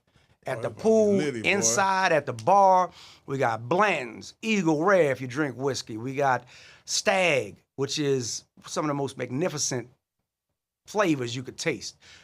The bar is stocked, and we are ready to go. We're going to have a bar outside. It's going to be magnificent. Shout out to Corey with a K for his comedic aspects as well. I saw he was taking this girl to the Blue Crawfish. I saw that video earlier. Corey funny, man. That's going to be pretty lit. So Essence Weekend, that's the day party spot to be. And remember, y'all can call 504-559-0959 to reserve your spot right now. Getting that number, I did kind of fumble a little bit. Like I'm a running back. I can't drop the ball now. You can call 504-559-0959 to reserve your spot. And also visit www.bluecrawfish.com. Y'all support our people here in the Treme. Before we let you go, got a couple more things. Video shoot. We gotta shoot a video shoot over there, Sierra. Like I mean, you know, so that's something. I'm saying that on the show live because you know we gotta. I think that's the best way to put it out there. So Corey, we got some work. Ashton, we got some work to do at the Blue Crawfish because I'm excited. I mean, I can think of a number of things. I definitely want to take my girl to get some drinks. It's not a far ride from my crib. Not far at all. Then I'm thinking about like you could bring the family like during the day. You know, you could bring the kids. I don't know about nighttime, but you know. No, he's actually had. I was there where he was telling me about he's having a kids party, a private party that he rented out. They rented out the entire building, so it's for whoever they want it to be. But if I'm a membership, y'all gonna see me. Straight up, all right, that membership, right? Y'all gonna see me. Definitely, kids are accepted. Adults, every age, color, creed, height. If you got big feet, don't trip on nothing. But if you got little feet, you in there too. That's don't trip. Don't trip, you heard me. And look, just the vibes, right? I could just think of my best summer drink. You know, it's like 1, 2 o'clock. A little hot, but I'm by the pool, so it don't matter. And they got the shade over. Like, yeah, like Essence Weekend, I think that's the play. Well, baby, they tell you certain people don't get in the pool, baby. At Blue Crawfish, they all in the pool. Yeah, like my man say, we ain't got to worry about diving deep. You feel me? We ain't going to get to the deep end. We don't want y'all to, we drinking, having a good time. DJs, you know, if y'all want to do like a big DJ there, I'm for sure shooting one of the videos. I don't know which one, but well, we'll figure that out. We're going to figure that out. We'll I know if you want that long letter, though. We'll figure that out. Oh, that's a definite yes, without a doubt. Oh, man, CL I appreciate on the hook. That. Yeah, you better believe it. Yes, indeed. You keep calling my phone. There you go. Calling me, stressing me out daily. Yeah, that's his jam I did right that for him. Mama, I'm sorry. If y'all just tuning in, with Russell Frank of Blue Crawfish 504. It's definitely the newest spot in the city. Oh, man. Best spot for all around. Like, if you know what I'm saying, I just want to post up there for the weekend. You know, you can book your rooms. They got whatever you need from the setup for your drinks. You want all the food in. Y'all want to have a cookout. Whatever the play is, you know, y'all want to put y'all boots on the ground even though it's summertime. Do whatever you got to do over at the Blue Crawfish. And listen, if you want to see what we're talking about, I know we're showing y'all on the show. Go to his Instagram at Blue Crawfish 504. You'll see Corey crazy self on there at first, but I'm telling y'all, it is super lit over there. Before we let you go, Frank, let us talk, I guess, for the folks who in town or coming in town. I know this is our Baton Rouge audience. I know a lot of them come for Essence. Right. You know, let them know what it need to be at that weekend. 1620 Dumaine. I'm not gonna hit you with the 2-lane jingle like 1620 Dumaine, but I ain't gonna hit you with that jingle. Stolen. I'm sure it's copywritten, but trademarked or something. But come through, come enjoy yourself. We're gonna be there. We'll be serving drinks. We'll be serving food. We will have the best time of your life. And I hate even saying that because I don't like to talk big about things that I'm involved in. But this is the biggest thing I've been involved in besides having 2 little great kids, Jacob and Jackson. And, you know, just it's a great time. I want you to come enjoy it, come feel the vibe. Any music you like to listen to, that's the type of vibe it's going to be. Don't worry about the music. You just show up, move your feet, maybe swim a little bit, get wet. Whatever you want to do is going to be there for you.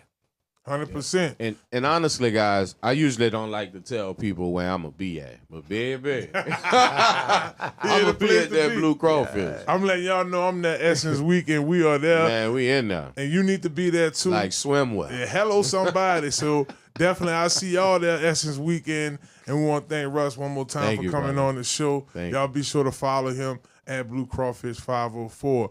Well, we want to send a big shout-out to Triangle Deli. They have 2 locations on North Broad, and they also have the new location on the West Bank. And we also want to give a big shout out to Falcon Law Firm. They've helped out with our Conquer Sports Camp, so we want to give them a shout out this segment. Hey, y'all don't go nowhere. Time do fly when you're having a good time. We still got Saints to talk. We got to go around the NFL. So y'all don't go anywhere, baby. It's Inside the Trenches right here on ESPN Baton Rouge. Definitely. Hello, somebody.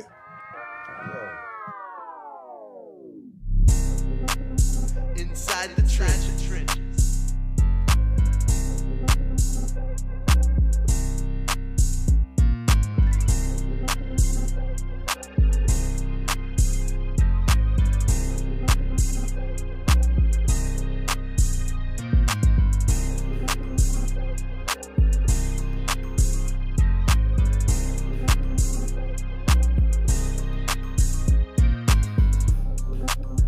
Inside the trenches.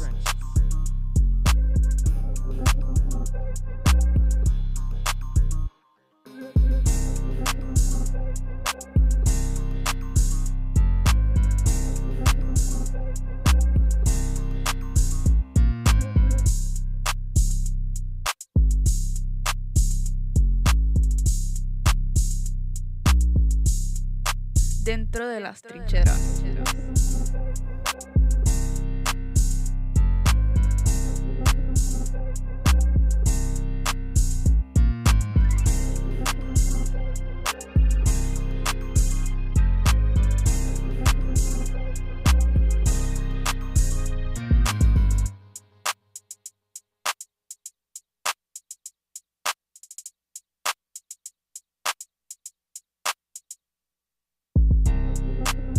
Inside the trenches.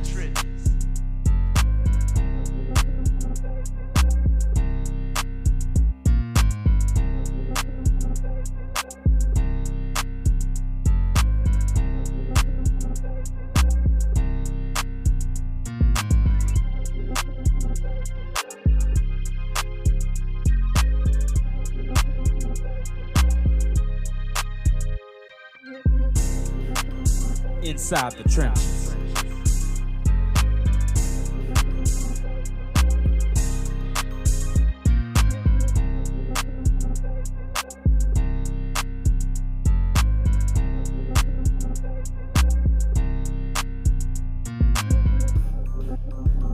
de las trincheras.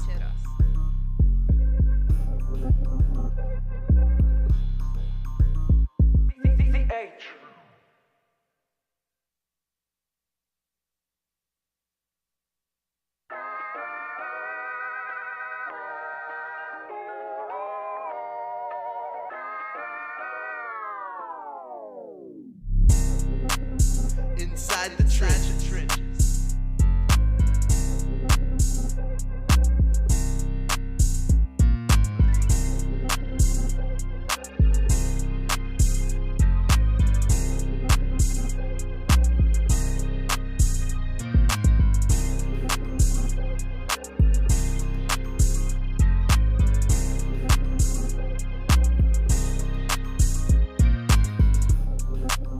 Inside the trenches.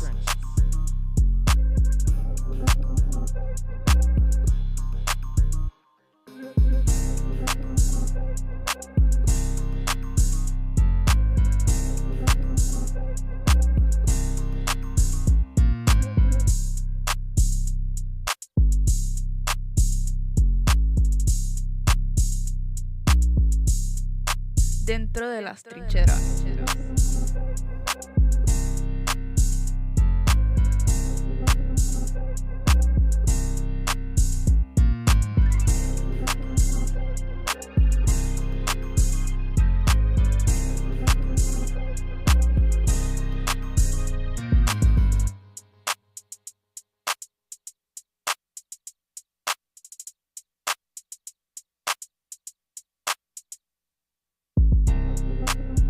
Inside the trenches.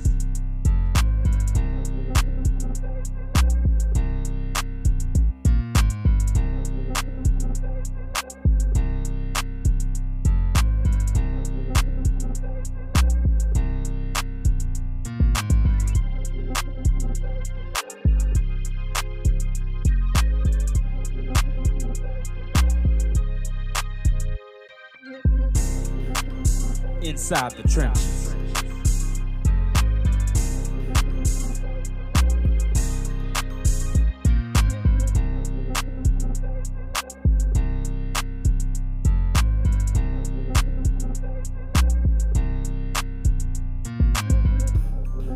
Dentro de las trincheras.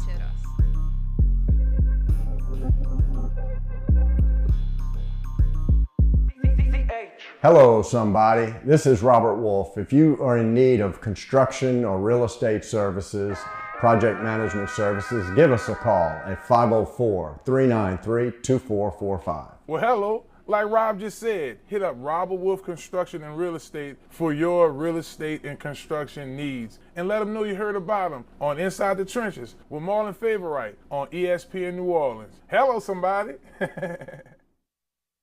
Hi, it's Alberto Montero. We got a great selection of vehicles in and out of here on a daily basis. We offer financing. All Carfaxes are online, and all our vehicles are serviced and inspected before sale. Best selection and prices in all of the New Orleans metro area. Come visit us today at 1512 North Causeway in the heart of Metairie. Come check us out at MonteroMotors.com. Montero Motors, a proud sponsor of Inside the Trenches, ESPN New Orleans. Hello, I'm Shelton Jordan with Lamar Crescent City Ford. If you are in need of a commercial vehicle, I'm here to help. From F-150s to Super Duty trucks or chassis to cargo vans, passenger vans, or if you're in need of a vehicle to be upfitted, we can build it especially for you. Or if you're looking for a truck or SUV, I can also help you at Lamar Ford Store in Kenner. Feel free to call me at 504-734-3579 and ask for Shelton. Lamar Crescent City Ford is a proud partner of Inside the Trenches on ESPN.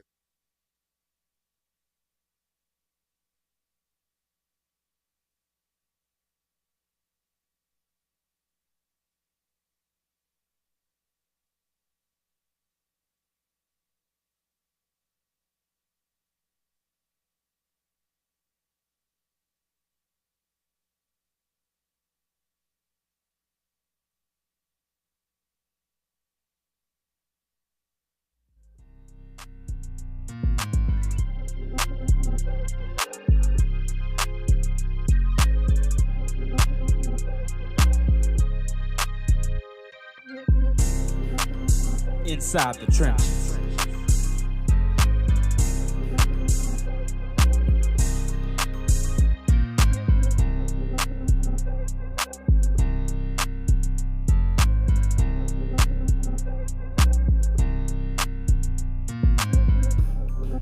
Dentro de las trincheras.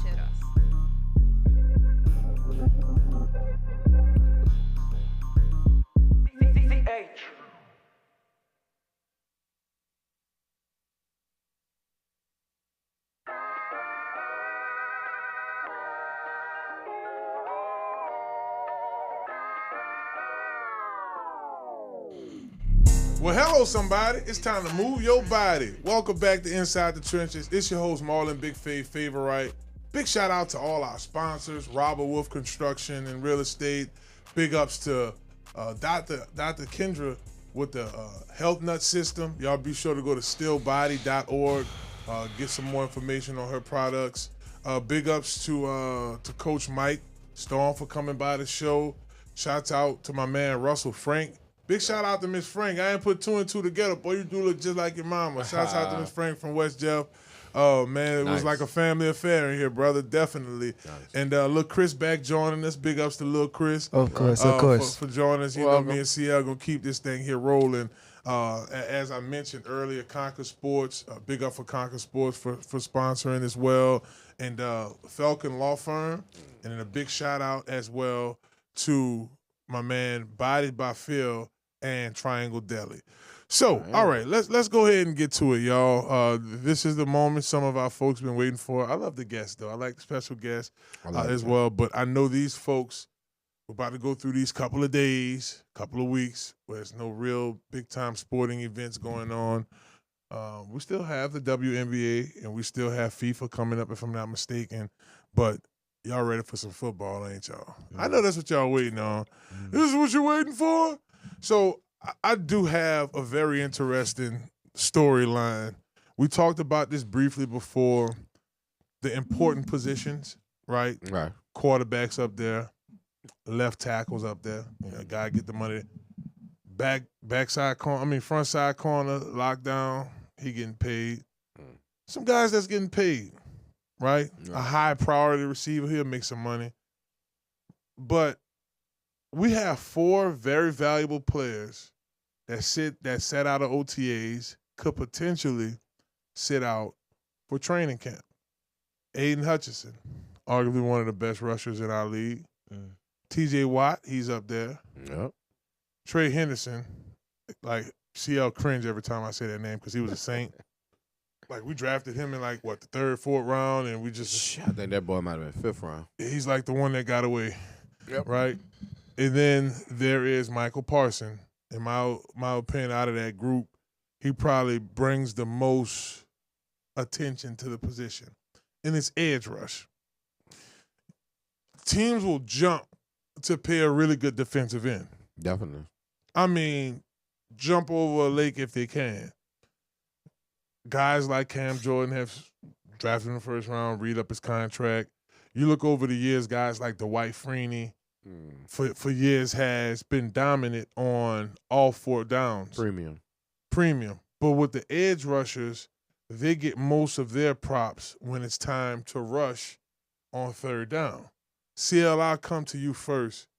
These guys definitely deserve it. I know you're pretty much proud of Trey Henderson, what he has able to do leaving here, what he has become. All of these guys, they signed their contract before training camp? No, not even. First of all, the gentlemen that you were speaking of, they're all veterans.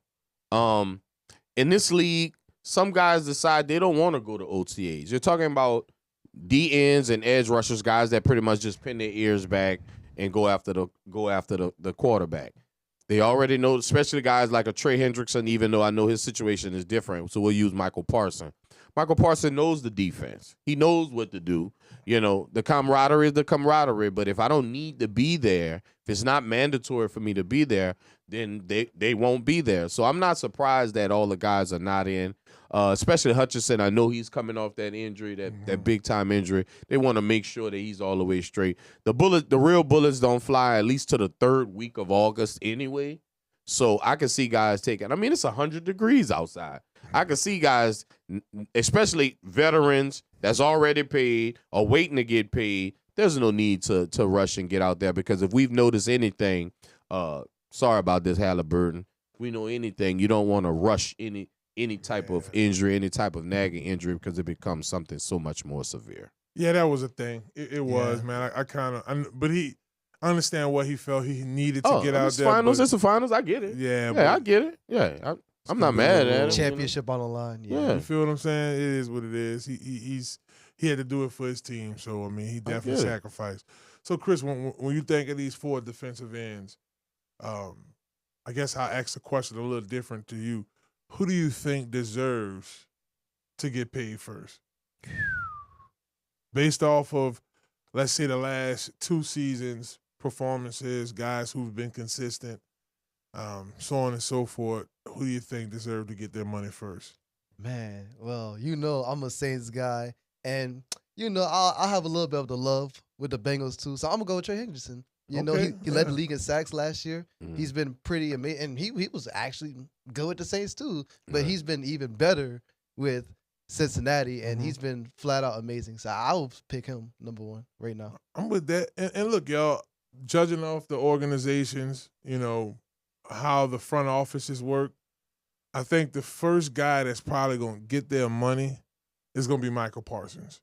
I just think that's not, how can I say this? That's not somebody Jerry want to play around with, right? Next, I think, with the injury, I think Aiden Hutchinson, just because of the way that head coach is, I don't think they want to make a big deal with this. They don't want to make this a thing going into training camp. Right. He's going to be healthy, like you said, is that. So, Chris, I mean, it really comes down. We've seen how the Bengals had handled Shamar Stewart's contract. Trey Henderson, as Lil Chris just mentioned, he led the league in sacks last year. Last 2 years. 2 years, my bad. And he's been very, to Chris's point, consistent. The reality of the situation is who will and who's supposed to. Okay, yeah. Who will probably won't be Parsons, because we know that Dallas always takes forever to sign the players that they have to pay and get them at a good price now. They did it to Dak. They did it to CD. I don't think they're going to play around with Parsons. And that's the same thing we said about Dak and CD. I figured Dak. So, well, CD. So Parsons should, but we know he won't because of how they operate in Dallas. Trey Hendrickson should, but we know he won't because we understand how they operate in Cincinnati. Yeah, true. So my personal opinion, it will be Hutchinson because he's coming off that injury. There's no need. He's a Michigan guy. There's no need to even think about it because the few guys that ever go on free agency is not edge rushing ends. It's not the dominant D ends in this league. You see, they didn't let Garrett go in Cleveland. Right. They didn't let him walk out the door. So I believe it's Hutchinson, but we know, Jerry, you're down bad if you don't sign Parsons and you wait. And then he gets an exorbitant deal and still not be happy. And, of course, we know Cincinnati, they just done lost their damn mind. Lost their darn mind. My Kendrick Perkins. And they gave. No, if you think about it like this, the Pacers never had opportunity. If you think about it, he fine. It's going to be hard for Cincinnati to extend Trey Hendrickson when they already, signed Jamar Chase and T. Higgins in extension. See, and I think that's the big. But I'm just talking about the controversy of your rookie. Like, you can't even get the deal straight with him. Shouts out to Travis Hunter. He did sign his deal today with the Jacksonville Jaguars. Congratulations, young man. They tweeted out, we just signed our wide receiver, and a couple minutes later, we just signed our DB, so they letting you know he's going to do both sides. Let's have that conversation. Yeah, I did segue. That was for sure. I slid it in there. Yeah, Cam Jordan just recently went on, I want to say, I forget whose show he went on. Cam Newton. he was on Cam Newton's show, and he spoke about how that's not going to work. Right. CL, if you want to elaborate a little more and give me your thoughts. First of all, I'm going to give you two perspectives. I'm going to give you my GM, and then I'm going to give you Chris Lombard, There you right? go. So my GM tells me he's more valuable to me at wide receiver. Okay. Because him scoring 2 touchdowns or him helping the offense score more is more valuable than him helping the defense stop their number 1 wide receiver. Plus, I wouldn't put him on a number 1 wide receiver. I would have him off the ball. But anyway, as Chris Lombard, I'm telling you now, he's a wide receiver. Okay. He's a wide receiver. I absolutely He's more agree. fluent at wide receiver. Now, he can play corner. Absolutely. But they got other guys that could play corner too. And I have nothing against Travis Hunter. I just don't see him showing up in the run game as they would need him to. And the one thing in the National Football League you cannot do is hide. You cannot hide from the run game. When they find out that he doesn't want to tackle, guess where they run into? Right to him. Chris, your thoughts on this? I mean, you see him more as a receiver or a DB? And I had debates about this with my football buddies as well. Yeah, you're right. Yeah. They say Talk he's about it better in the as a shop. corner. He is a great corner, especially off-ball corner for sure. Mm. But he's definitely give me more of a Trayvon Diggs at cornerback. I'll put him at receiver for sure. Right. And I'm on ourlads.com. They have him as their first receiver. Third receiver. So it's Brian Thomas, receiver 1. Damian Brown, receiver 2. They got him from Washington, and then Travis In the slot. Yeah, at the slot. So that makes sense. And the slot is to help him get off the ball. right. And then, again, and I think it will work out fine as a rookie at the slot. You know, you're gonna free up a lot of stuff for Brian Thomas. It's which gonna is a work out. 1,000-yard receiver This year. in his rookie year on his own.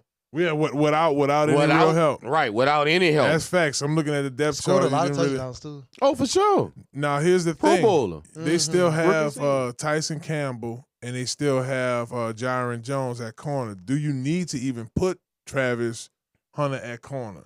Now, I can see in a special situation Right. where if you need they bringing out a different receiver set where they go empty set. Hail Mary. Yeah, bring him in there. But now Yeah. I'm with y'all on that. I agree. They need to just go ahead and leave him where he plays best, and that's wide receiver. What is Travis Hunter gonna do when, let's just say, Trent Williams pulls out and come around that corner? I mean, Yes, this is still football, people. Yeah. This is still big people against little people, fast people against strong people.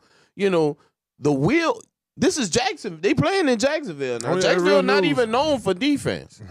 So to feel like this young man will be one of the catalysts on your defense, I would not as a GM want to put that Except type for of that pressure one on him. year. Yeah, with Miles Jack and Jalen That was Ramsey. Leonard Fournette's first year. Yep, 2017. They went to the Yeah. AFC Championship Yeah, that's game. correct. Leonard Fournette ran them into the AFC Championship game, and they lost That's against correct. the Patriots. That's correct. That's right. Man. I'm familiar. Yeah, that 2017 season. Shouts out Bon E. All right, fellas, let's go around the NFL, right? Let's look at some teams next year. Who we think next year going to be it? Now, according to ESPN.com, coming back into the season at 5 in the power rankings is Baltimore. Rightfully so. To me, this team made the biggest power moves in the offseason. I thought they drafted well. I thought they brought in the right people. They just brought in from Jair Alexander. Yeah. They have a great secondary. The rich just keep getting richer. Yeah. Most improved pass defense. Like, so we just kind of checking that out. They have 4. They got the Detroit Lions. We just talked about Aiden Hutchinson. He's somebody that's going to be coming off an injury, but this team is still loaded on both sides of the ball, particularly at the running back position. I think at running back there, Montgomery's coming off injury.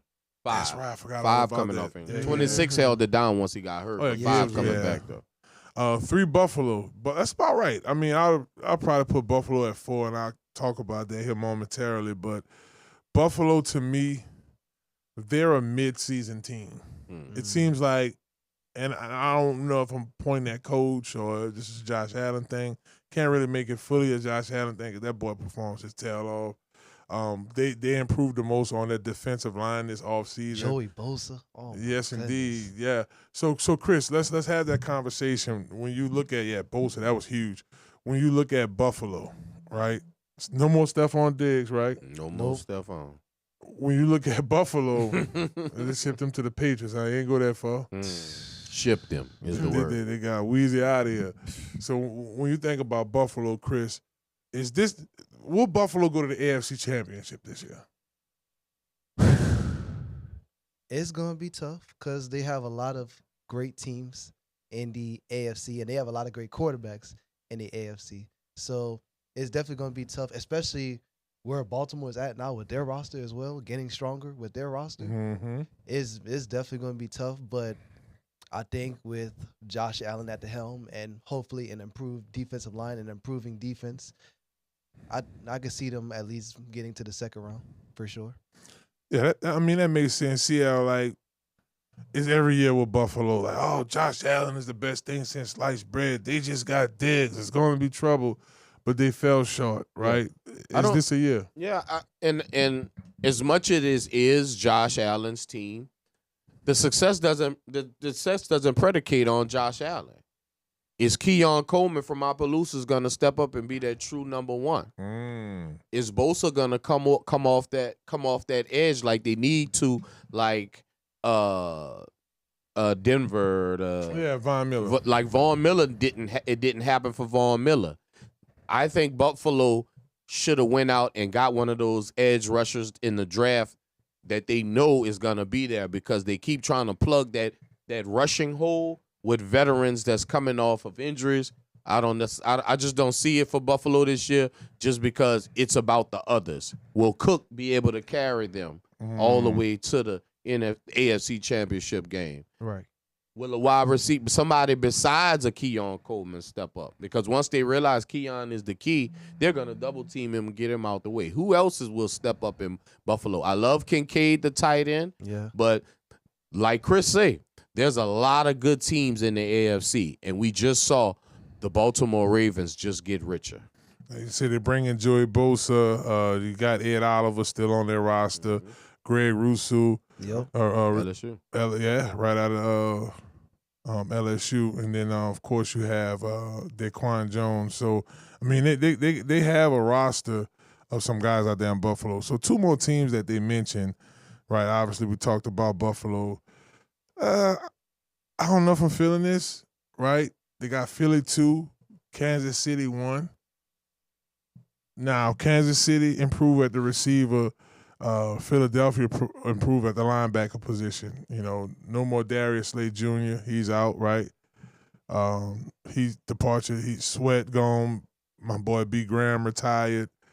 They did re-sign Zach Baum, another Saint. Boy, the Saints, they develop, right, Chris? They do some development, don't they? Yeah, for sure. Got to do some keeping.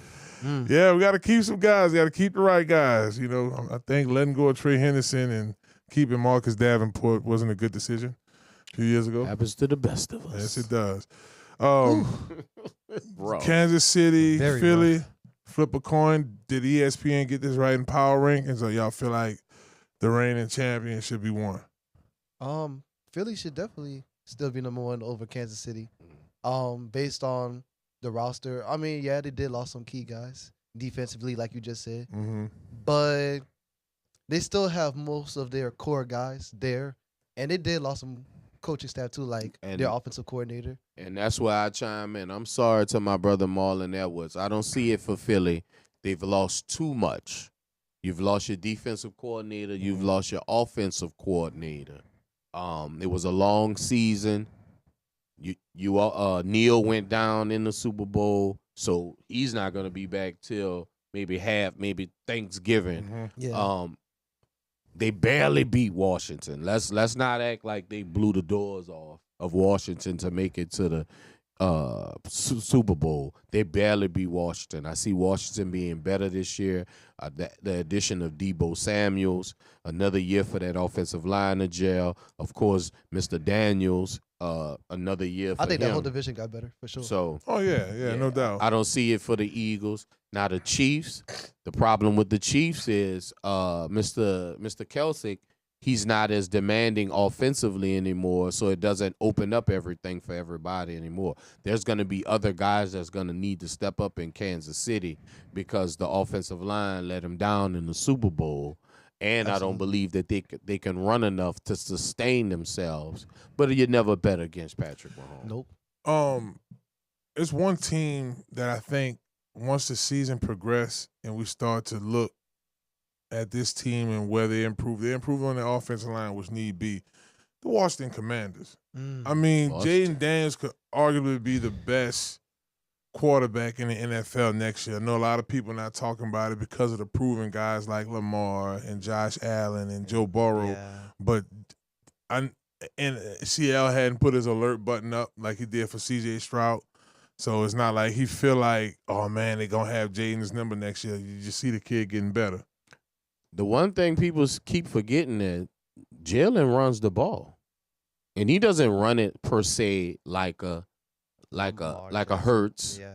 He doesn't run it like a Josh Allen. He's very selective. He's very keen with his running because he doesn't take the big hits. He gets out of bounds. He gets down. He's very smart with his running, which adds to their running production, which adds to their deep pass because once you have safeties that's cheating up to try to stop the run, there goes Scary Terry over top. And now you're telling me there's a guy that's underneath him, and it's a Debo Samuels underneath now. So you really have to cover Washington, the whole field for Washington, and it doesn't bode well for anybody in the NFC.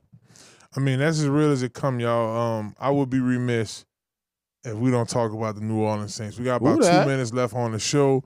Looking at ESPN.com, they did say that the New Orleans Saints, and I know as he coughs. Yeah, when that happens, I'm clearing that throat, right, to talk about something. So, the little light at the end of the tunnel with the New Orleans Saints is the offensive line did improve. Yes, sir. They improved through the draft. Yep. They improved the correct way, right? Yes, sir. You bring in a guy like Dylan Randoms just in case he may have to jump into that competition with Luke Patrick, with Luke Patrick getting up out of there, leaving in free agency, bringing in somebody else. If the Saints have a fighting chance this football season, it's going to be because of that offensive line. The defense will follow suit. If they feel that energy from the offensive line blocking well, we got 3 running backs. Oh. I'm saying getting them runs, so we might have 4 that touch the ball. Why not? I mean, when we won the Super Bowl, we had 4. 6. Reggie Bush touched the ball. Deuce touched the ball. Hamilton touched the ball. Pierre touched the ball. Mike Bell touched the ball. He said 6. I'm forgetting somebody, ain't I? No, we said 4. But you said 6, huh? No, 4. 5. 4. That's 5 right there. We were 6 in rushing that year. Oh, it was 6 in rushing. That's where you got the 6 from. But TCL still made the point. We were able to run the ball effectively. We had guys catching out of the backfield. If this offensive line allowed that offensive line allowed that. That was a good old line. I work with them boys daily with the Saints, bro. Them dudes were uniform. They were hard nosed, but it wasn't no beef. It was all good vibes. So the New Orleans Saints definitely improved on the offensive line, and it's something we can be happy about. Well, y'all, that was a really good show. Shouts out to our guests. Big ups to Russell Frank coming by, Blue Crab. 504, y'all. Blue make Crawfish. sure y'all check. I say crab. Sorry, Russ. Blue Crawfish. There ain't no fiery crab. The Blue Crawfish, baby. 504, y'all be sure to check them out. They're right there off of, we said 1604 Dumaine. Claiborne and Dumaine, a block from Charbonnet, a block from Orleans and Claiborne. Yes, indeed. And what that is, Six Wall coming up. Yeah, 6 Wall Trimming. Essence is coming up. Oh, God. Oh, man, it's going to be litty. God. All my folks, Baton Rouge, y'all might will come down. Let's just, look, Frank, we're going to just do a party that weekend. Let's just call it what it is. Baton Rouge and New Orleans party. Shouts out to Frank. The name of this show is Inside the Trenches, and Coach Mike Storm came through, bro. He blessed us inside the trenches. Thank you for your services, Coach. Thank you for your services. And the Marines, man. Absolutely. Continue to share your information and knowledge of trench warfare for us in the trenches, because we do know that's where the game is won and lost, inside of the trenches. So big ups to him as well. Wes, Damian, Tyler, UP, my man Lil Chris, the coolest co-host south of the Dixie, baby, CL NOLA, for all of our sponsors. Big ups to Health Nut System, Dr. Kendra, stillbody.org. Y'all be sure to log in. Big ups to Robert Wolf Construction and Real Estate, Conquer Sports Pros, and big shots out to Triangle Deli, both two locations on the West Bank and on the East Bank. And then big ups to Falcon Law Firm as well for sponsoring our Conquer Sports Lineman Camp. Definitely, it's inside the trenches. Chris, we got you a large in the car. Okay. Be sure to get it. Little Chris, we got to get it small for you, extra small. You got a little bird chest. We got to get you right. Oh, man. Ain't nothing wrong with the medium, baby. Like that, man. Tell them respect man, the medium. You fat, dog. See, if you were so fat, it wouldn't look like that. Slim and medium. Medium. Well, it's time for us to get out here. Baton Rouge, ESPN, YouTube, big ups, man. Inside the trenches. Award winning. Let's get it, baby. Let's do our thing. We'll be back next Monday, 6:30 p.m. right here, a little closer to Essence Fest, so you know the guests going to keep turning up. And y'all have y'all a blessed and wonderful week. Hello, somebody.